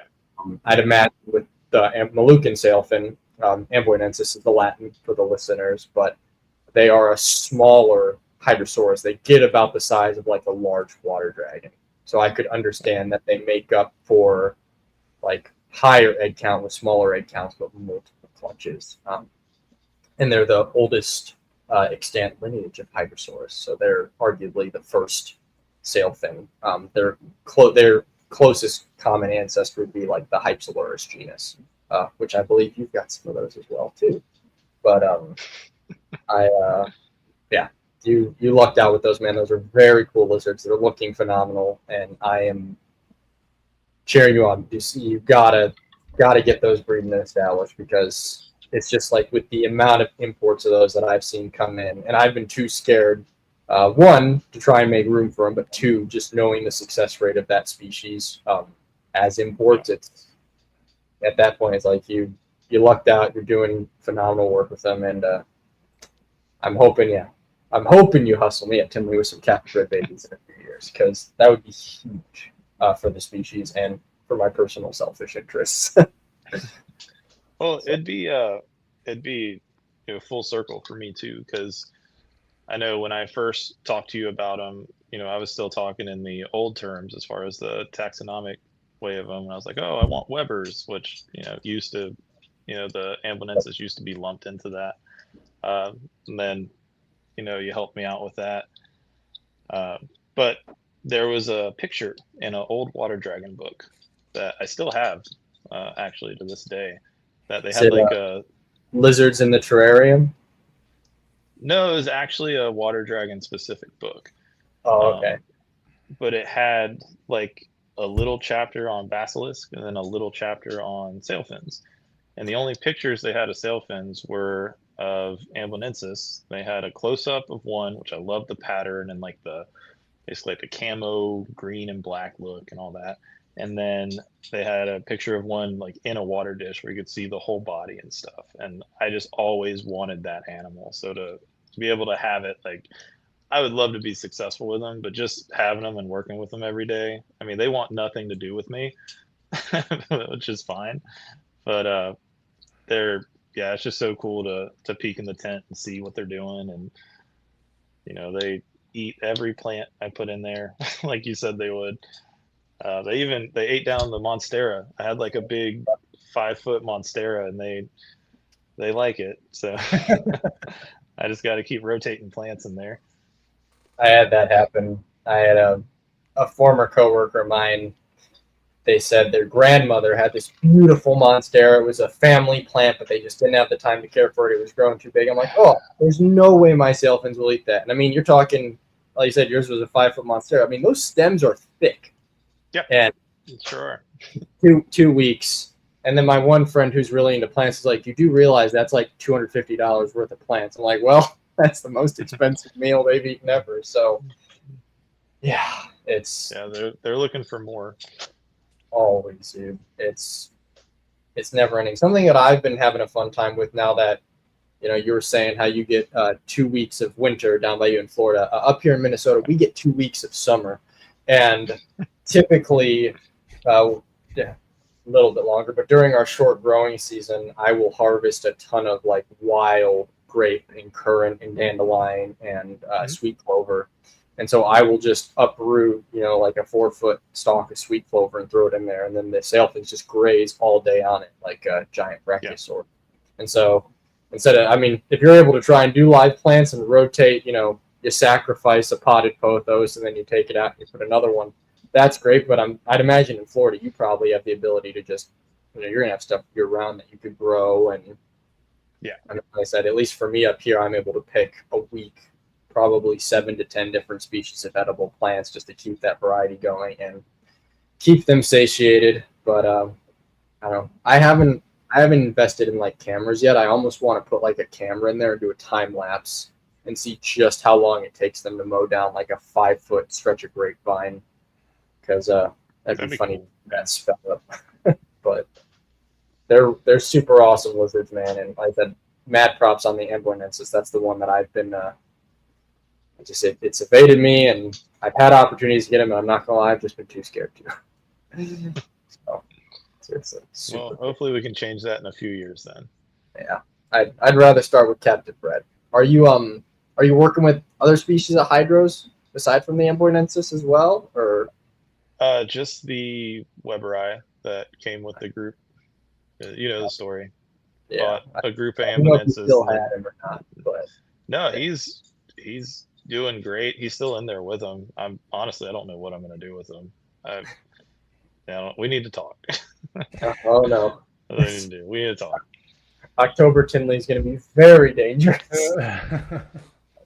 Steven, you're going to have to restrain me. Just keep me behind my table so I can only sell lizards, not get more. You can watch. I brought 20 lizards to the show to sell. I came back with 20 ones I bought. So We'll see you walking out with your head hanging. Yeah. Just with lizards and snakes all in your hands. I've won, but at what cost? So that's cool. You mentioned the is it the long snouted dragon? I didn't know you had those. Is that the is that the like the brown water dragon is the common name? The temporalis? Is that what I'm thinking of? No, that's the Tropogama. Oh, okay. No, I want those. But no, these are the little like Australian anole looking guys. Oh, I forget what their scientific name is, like longstritis or something like that. I'm butchering it, but it's supposed to be a pair. Ended up with 2 males. So, and not a lot of people work with them. So you'll probably see them in Tinley. We'll say that. So if you want to check them out, they'll be there. But I would look. they're cool. They're cool. They're fun. Just can't keep everything as much as we want to. Yeah, very true. And then what's it called? Do you so you mentioned that you got the group of Chinese. You're working with Australian water dragons as well. How is that species doing for you? Because are you able to keep those outside year round where you're at in Florida, or do you bring them in at all? So we had one day where like the wind chill factor like got down to like 12 here, which is super out of character. So everything came in, but I raised them inside like their first year or like first 8-9 months. And then I put them outside and they've been outside ever since, probably like the last 2 years or so. They're good. They're a little flighty. I mean, I let them live outside. So I want them to act like wild lizards, so I'm okay with that. But they eat everything. They're the easiest species I've ever dealt with. Like anything I put in there, they eat. Everything's on a routine. I'm hoping I just got to start working on it. I have a 8x4 raised garden bed I'm not doing anything with. So I want to make that like the base, and I want to do a 8 foot tall cage for them out of that. And just like something I could, get in and stand in and like, do what I need to do with them instead of have to reaching in through a door or whatever. And maybe calm them down. I mean, they seem to, especially the videos from Australia, they seem to, calm down if you work with them a bunch. Right now the cages I have them in, it's kind of tough to do that. When I do have to get them out, they're like they just want to run away. So like I kind of have to, get them, which that doesn't help anything. But yeah, I've wanted those guys for years. I used to see them in Daytona in the early and mid 2000s on Agama International's table and all that. And back when they were $50 a piece. And, it's always if you knew what you know now back then, you'd get everything. But yeah, they've been really fun, really rewarding. I'm really happy I finally got them. And I ended up with a trio, so it's perfect. Perfect with them. So you got yours from, did you get yours through Eddie Soto as well? Yeah. Nice. That's a good group. Yeah. So the 3 I have, because I ended up getting ones from all different, he has like his main group that he's always bred from. And then before they did the Australian shutdown thing they did, he brought in groups from, I think one was from Portugal and another one was from Spain, I believe. The animals I ended up keeping from the group, they're the Portugal animals. So a little bit more diverse than most of the stuff, that's out there as far as I know, all just word of mouth. But, when you're dealing, especially the Australian species, if you're able to source stuff from other, groups, it's a good idea to do that. So I try to when I can. Yeah. Yeah, they're cool lizards. Have they, your male, is he already starting to turn really brick red? And yeah, he's getting there. He actually has a lot of, which the other male I had, which I ended up selling, kind of had more of the stereotypical look that you see in captivity for the males. Mm-hmm. This guy has a bunch of yellow on him, which is interesting, like starting at his tail and kind of going to his hindquarters and stuff, and then down his down his spine on his back. So I'm really interested to see like how he looks when he's full grown and full displaying all his colors and stuff. Like he's starting to get the red and stuff, but it's not like super dark yet, but it's getting there. Cool. I'm yet to work or personally keep those too. So the fact that you've got as separate as a group as possible, yeah, these next 2 years at Tinley are going to be very, very dangerous for me. Jeez, Billy, I hustle you once for water dragons, and I'm about to get hustled 2 years in a row. Everybody gets one. Oh man, well, maybe if you ever want to trade more Chinese for Australians, I would entertain that. But I bet you're drowning in those things. I have too many. Save me. I want to say between the last podcast I did with you, Steven, I dug up another clutch of Very nice. Yeah. I was like, oh, they're going to be mostly done for the summer. Nope. They are not. Yeah. I can't catch a break with them, but poor you, man. Yeah, single-handedly saving the species. Well, the hobby here. Once these 4 clutches hatch, I will have hatched over 100 just this year. Dang. Poor Alex. Yeah, I know. God, yeah, poor guy. It's fine now because like they're in the baby nurseries. It's the problem is what happens when they start to grow. So your room's gonna look like the clip from the last Monsters of God of the iguana farm in, what was it, like Guatemala or something like that, or El Salvador. Yeah. Thank God it hasn't gotten to that level yet. You're gonna have like an 8 stack of pallets in your room with just like 1,000 water dragons just dispersed throughout the pallets. Just heat lamps everywhere on it for different spots. It's all multi-basking sites, so they don't compete. They can sit like a group of 10 here and a group of 20 there. There you go. Only what's best for the animals. Yeah. I'm hoping I'll bring some to Tinley, and I'm hoping they'll move. And like they do sell. It's just summer is always sort of my slow season, and it seems like going into fall and then spring is when people want them. So, nature of the sometimes you just gotta sit on stuff, but it's fine because I have to admit it is fun raising them up as opposed to sometimes you get some as soon as they hit 4 weeks they're all gone, and then you've got others like I've got some now that I've had for 7 weeks, and it's cool seeing the size differences and like you were saying with like traits, I'm seeing some that have higher banding, some that have like thinner stripes, some that have wider stripes. One of the clutches that hatched a month ago, the mom she's got 7 stripes on her. They aren't super vibrant though, but you can count them. And so her babies have like 5 really noticeable lines down the sides of them. That's just, again, even though it's a water dragon, just seeing that in her offspring and then seeing half siblings from the same breeding group from a different female, it's just been fun, you know? And the best part is like, this is how they look when they're little, right? They're still brown. And then it's like, I'm waiting to see, you know, even though I don't want to be overwhelmed, but part of me's like, man, it'd be kind of nice if that one didn't sell for like maybe 1 more month just to see it turn green. And then if it is really cool, then I might have to find ways to make room for it. But Sounds like a holdback to me. That's what I'm hearing. I have too many, so, but someone's got to do it. So, yeah. You need to buy more for me, Billy. You need to have a horde of Chinese water dragons too. I can't be the only one with too many. I'm not going to your room again. Yeah, I know what happens. I'm not going to your room again. It's a danger, yeah. You were saying the scene from Monsters of God, that's just going to be the hotel bathtub. Just hundreds of. Just a big piece of driftwood in the bathtub and a heat lamp on the shower head. Yep.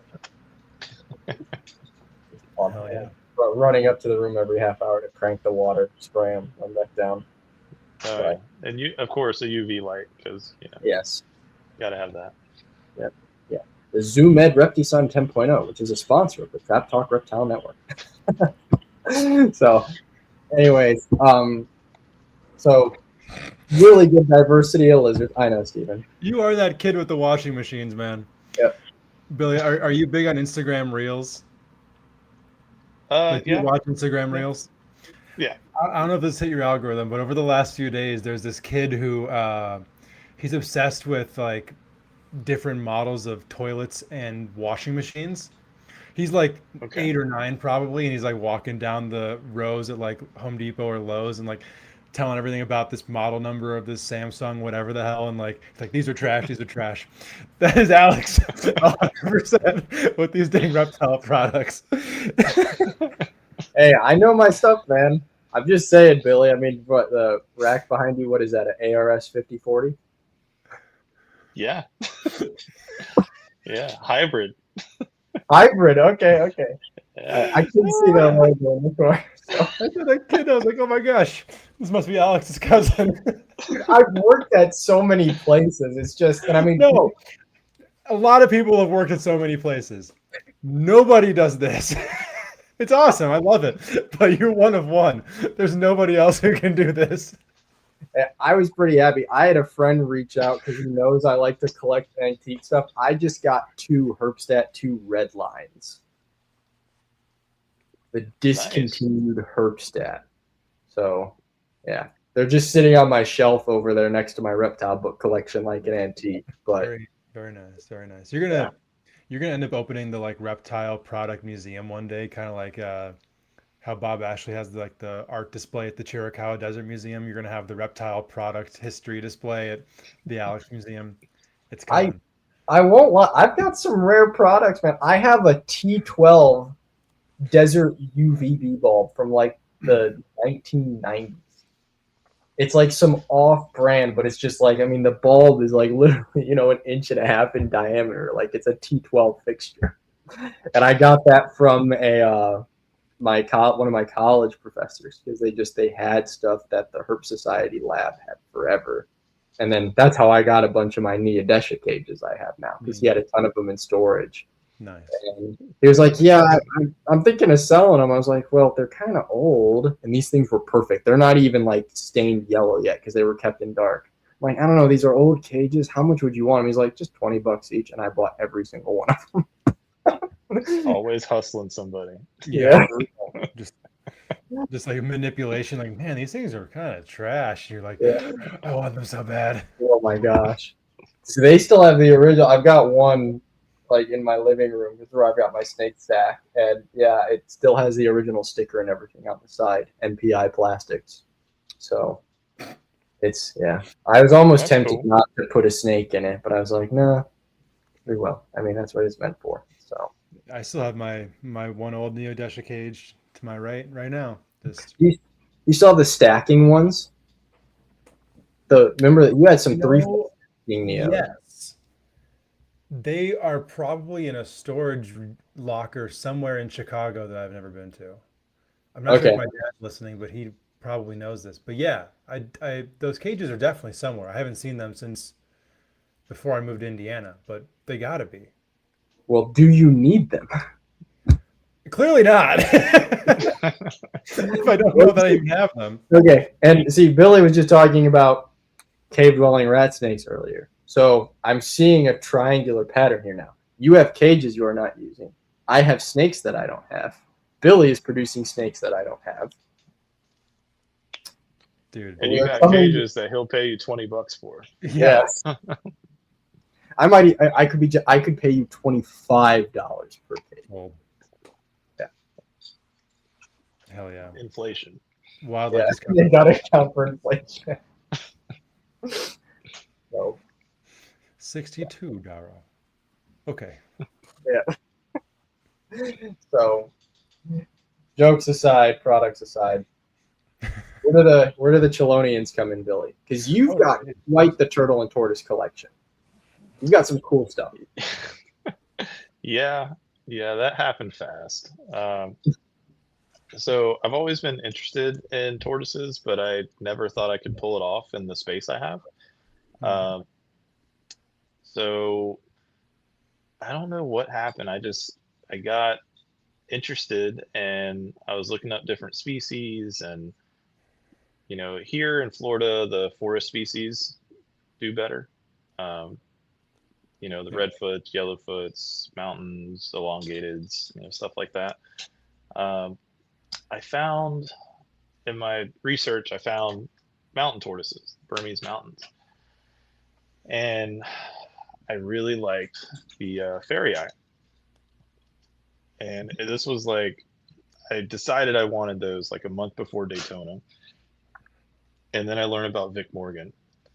And I was like, well, this is all falling together like really fast. Like, all right, well, and he's posting. I don't know if you guys follow him or not. He's absolutely he's a riot on Facebook. He's the guy I hope to be like when I'm old and like chasing tortoises around the yard and stuff. Like, the guy's he's a character. So, yeah, he had babies, and I decided, hey, you know what? I'm gonna, these things are gonna outlive me. Let me get 3 of them. So I'm like, I'm gonna put 15 years into them before they're, able to breed. I might as well give myself a chance at a pair.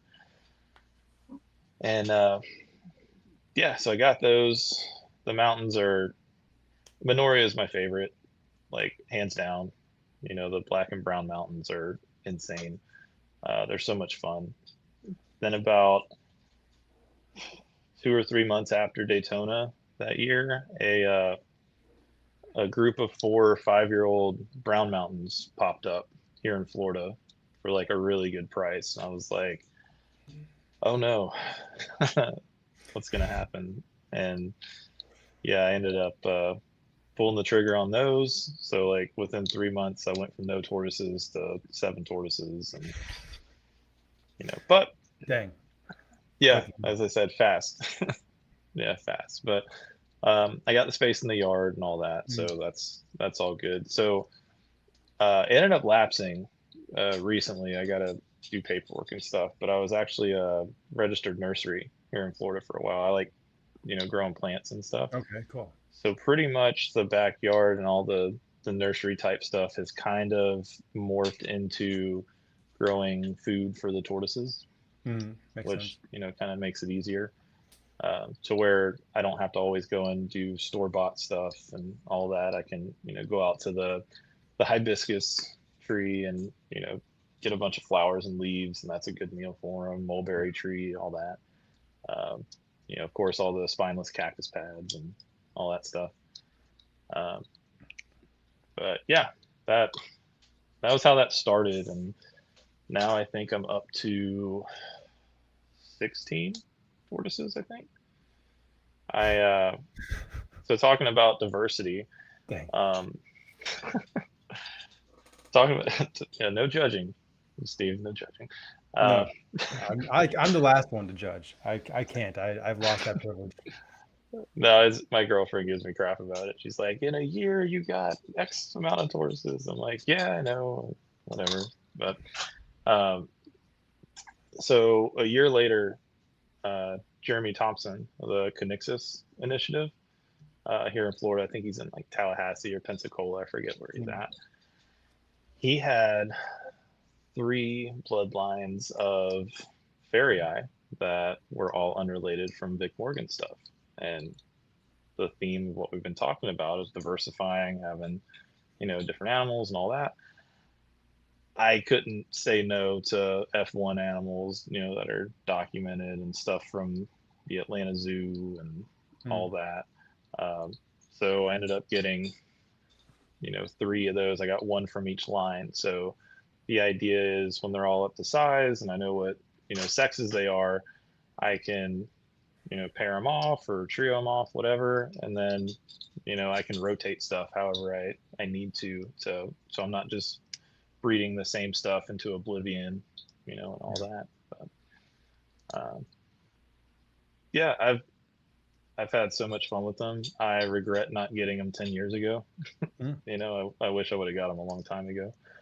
They're so personable. They're so fun to interact with. And, they're definitely my speed. It's not like chasing beauty snakes everywhere and all that, which I enjoy doing that. But I also look at the tortoises as like when I retire, I can still, have them and be a part of the hobby. And I'm kind of understanding now why the older guys here in Florida are all tortoise and turtle guys, and they're like, yeah, I used to have all that stuff, but now I just, I just go out in the yard and I got the tortoises and that's it. That's all I do.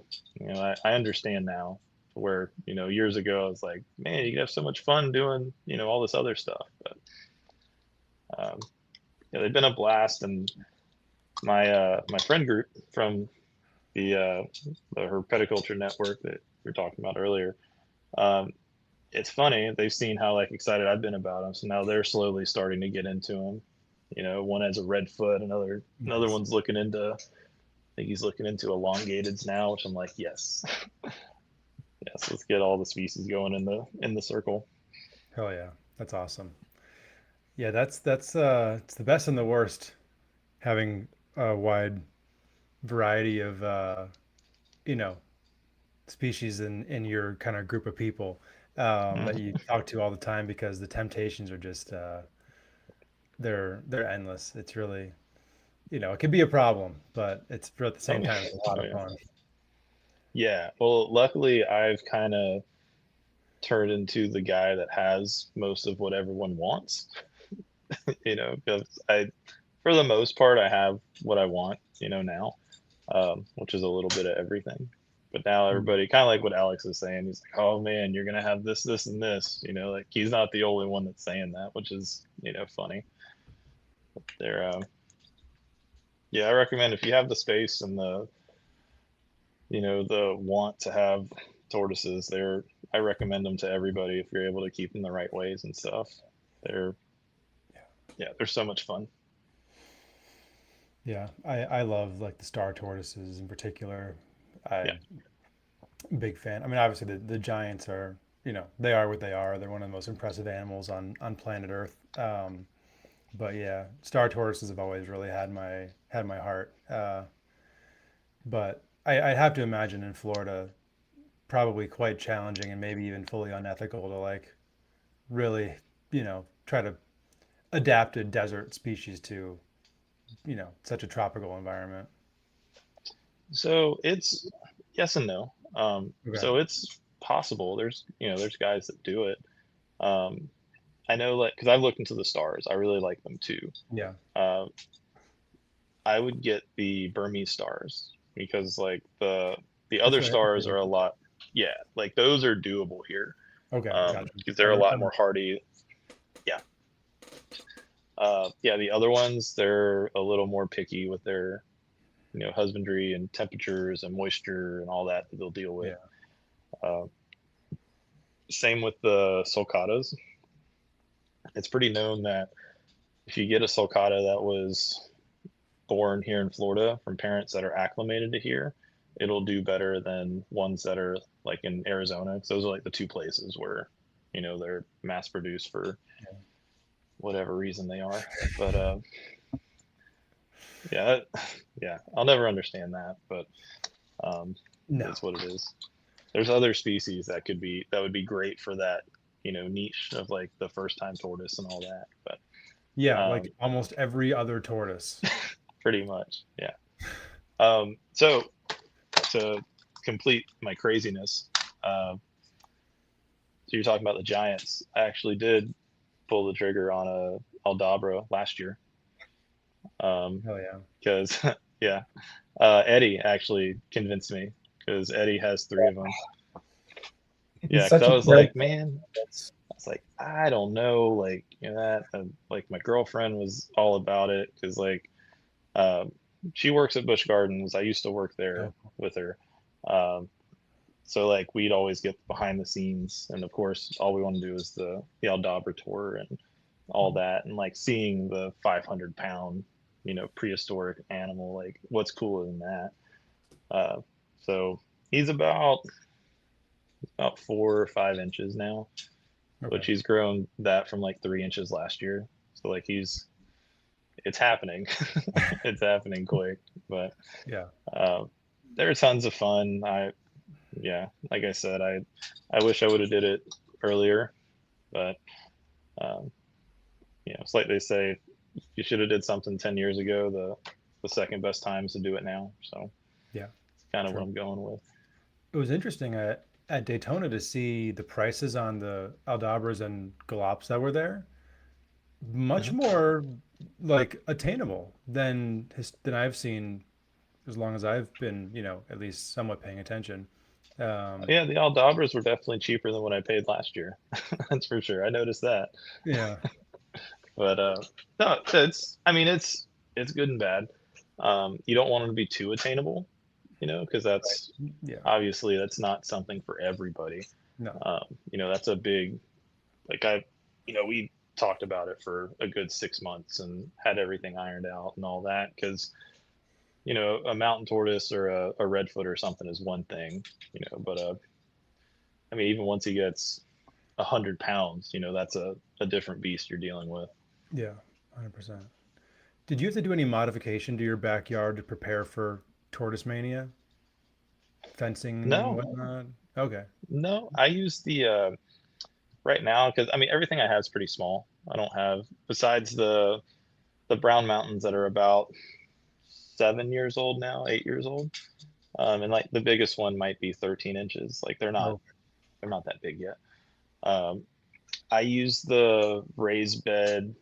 They're like paver cylinders that have 4 slots on either side that you can slide, any 2 by, whatever in it. I just run those for them right now, and that's been more than enough. Cool. Just stake it with rebar in the middle of those blocks, and they're good to go. They've made it through hurricanes and bad storms and tree limbs falling on them and all that. Wow. So there you go. Yeah, I had a pretty open space with.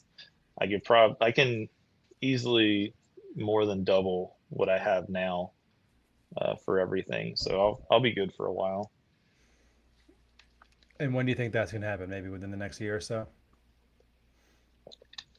Whenever I get motivated and just decide to do it.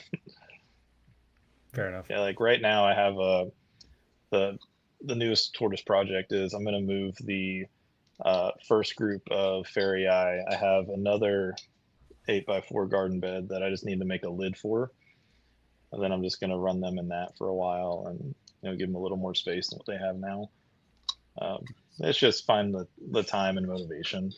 Yeah, that's just like anything else, but that stuff kind of goes slower because I have all the snakes and stuff inside.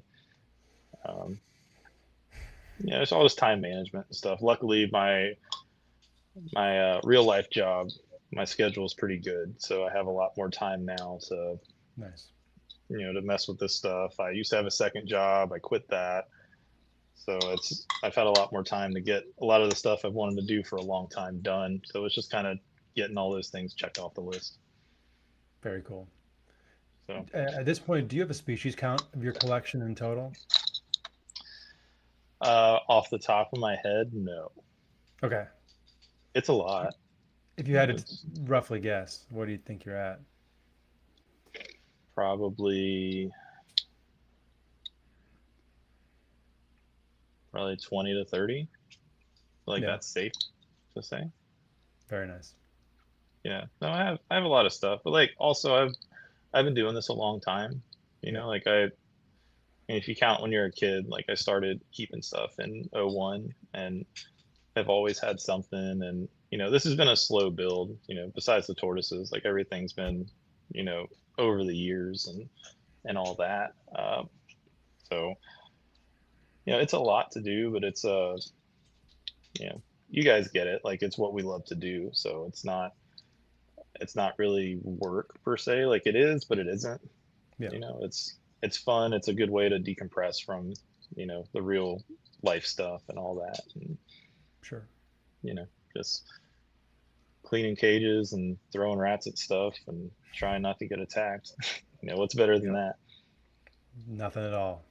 Yeah, that's what we do. That's why we do it. Yep. Alex, do you have anything else you want to kind of wrap up here on? I'm curious because since this sounds like the tortoises are the newest thing, but sort of going back to the start of our conversation, have you learned anything from your current experiences with the tortoises that now you've applied to your lizards or snakes? So it actually wasn't the tortoises, but it was actually one of the. So I have the giant Asian river toads. I have those. Those are the coolest amphibians ever. I ended up figuring out if I put an aerator in the water, that they were like in the water more than when it was just still. And they're a river species. There's always flowing water and all that. So it got me thinking.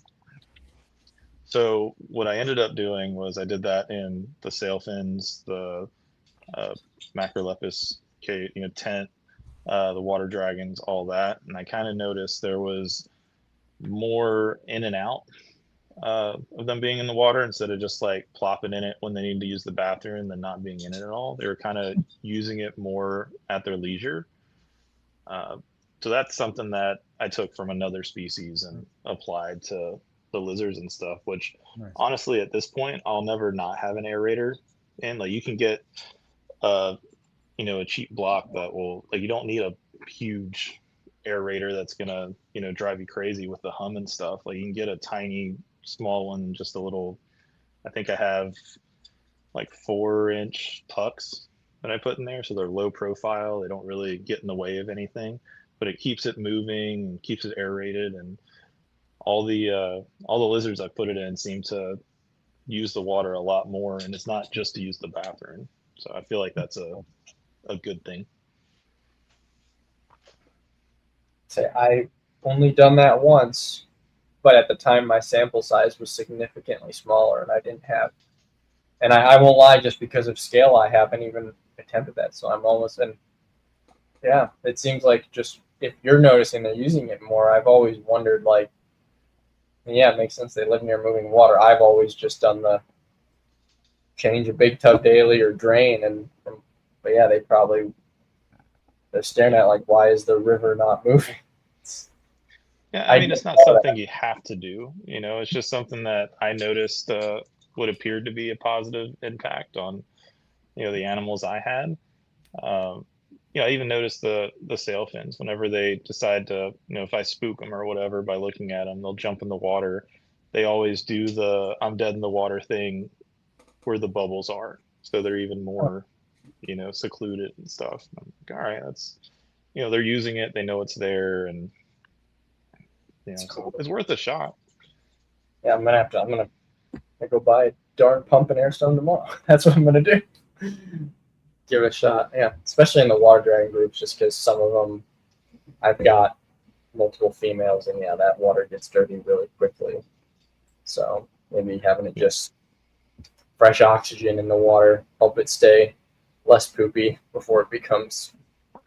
Yeah, I mean, eventually, you know, it is what it is, but yeah, so that's, yeah, like not so much something with the tortoises, but I've started implementing that from the toads, and that just came from seeing you know, videos and stuff of them in the wild. I was seeing them, like, they'd always be on the riverbank. There was always moving water. If they got in the water, there was always water moving around them, and then there was always like a breeze. So I've even thought about mounting a computer fan to where it goes over the water, so they have the movement and the breeze and all that. So I haven't gotten that far yet. It's all just an idea, but you know, just always trying to improve and see what you can do, and then, you know, just watch them and see if it's a, you know, something that they need, or is this something you thought of that didn't make a difference. Very cool. Stuff. Yeah. Well, the last thing I want to ask is kind of a fun question to wrap it up. Is there another like kind of group of reptiles that has your attention? Like if you were to get into a completely novel project compared to what you already have, what would that be? Japanese pond turtles. You had that ready to go. All right, cool. Yeah, I just had to, what you guys won't believe it, I actually just said no to some yesterday because a bunch of my buddies in Daytona, they knew that I wanted those, so they were trying to push me to get some, like, hey, we, you know, we can make this happen, we'll do this, do that. But I think I'm gonna wait till the plan is to get a place with some more land and stuff, obviously, eventually.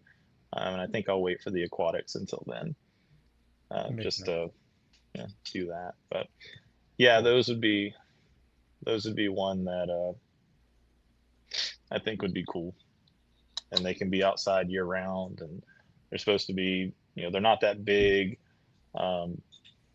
I love how their plastron is jet black, and you know, they have like that gold and green and, you know, stuff on their shell and stuff. They just look just cool animals. Obviously, I like the Japanese fauna, so Yeah. I'm trying. Did you ever dabble in any of like the Asian box turtles, like the Cora? I have not. I want to. The Chinese box turtles have been on the radar, but I do sometimes try to, you know, keep myself reasonable ish, you know. Yeah, but yeah, those are really cool. You know, deep diving into that was getting into the tortoises and turtles and stuff, like we were saying earlier, it was like a whole nother hobby, and you know, I felt like a novice all over again, you know, trying to figure out everything and see what, you know, what to do, how to set them up, because it's so different from, you know, what I'm used to. Yeah. You know, so I haven't gotten totally into the turtle side of it, but I'm sure it'll come eventually. Hell yeah. Well, I know I can speak for both of us, me and Alex, that we're very excited to see how all of this goes, you know, see the progress in all your projects. You know, it's really awesome to hear your perspective on things, and, you know, just really getting to understand how much specific attention you pay to everything. You know, nothing is done without, you know, a very thorough thought process. And I love to see it. I try to do things the same way, but this definitely made me, you know, this conversation made me feel like I need to be doing even more. So I always love when I end a podcast, and that's kind of the inspiration I take from it. So I really, really appreciate your time tonight, Billy. Of course. Oh, thanks you guys for having me. It's fun. Where can people find you on the internets these days? I have Instagram, Facebook. I have a website that I haven't done anything with for a while. Same with the YouTube channel. I've done anything with that in a while. Instagram's probably the place I'm at the most and check the most and all that. All right. Awesome. Alex, for anyone who might not know, which can't be many at this point, what about you? Shout it out. MORPHMARKET, YouTube, Facebook, Instagram, Fauna, Alex in the comments. Buy a water dragon. Please. Please support an buy Alex one, by get a one. water dragon. Yeah. I said, that's what I think, did I do it on the last episode? It's like, if you say you came from the Trap Talk Reptile Network, I'll do like 10% off. There you go. Good of a time as ever. All right. Well, thank you guys both so much for your time tonight. This was an awesome episode. And thank you to everybody for watching and or listening. Catch you all back here next week for a new show.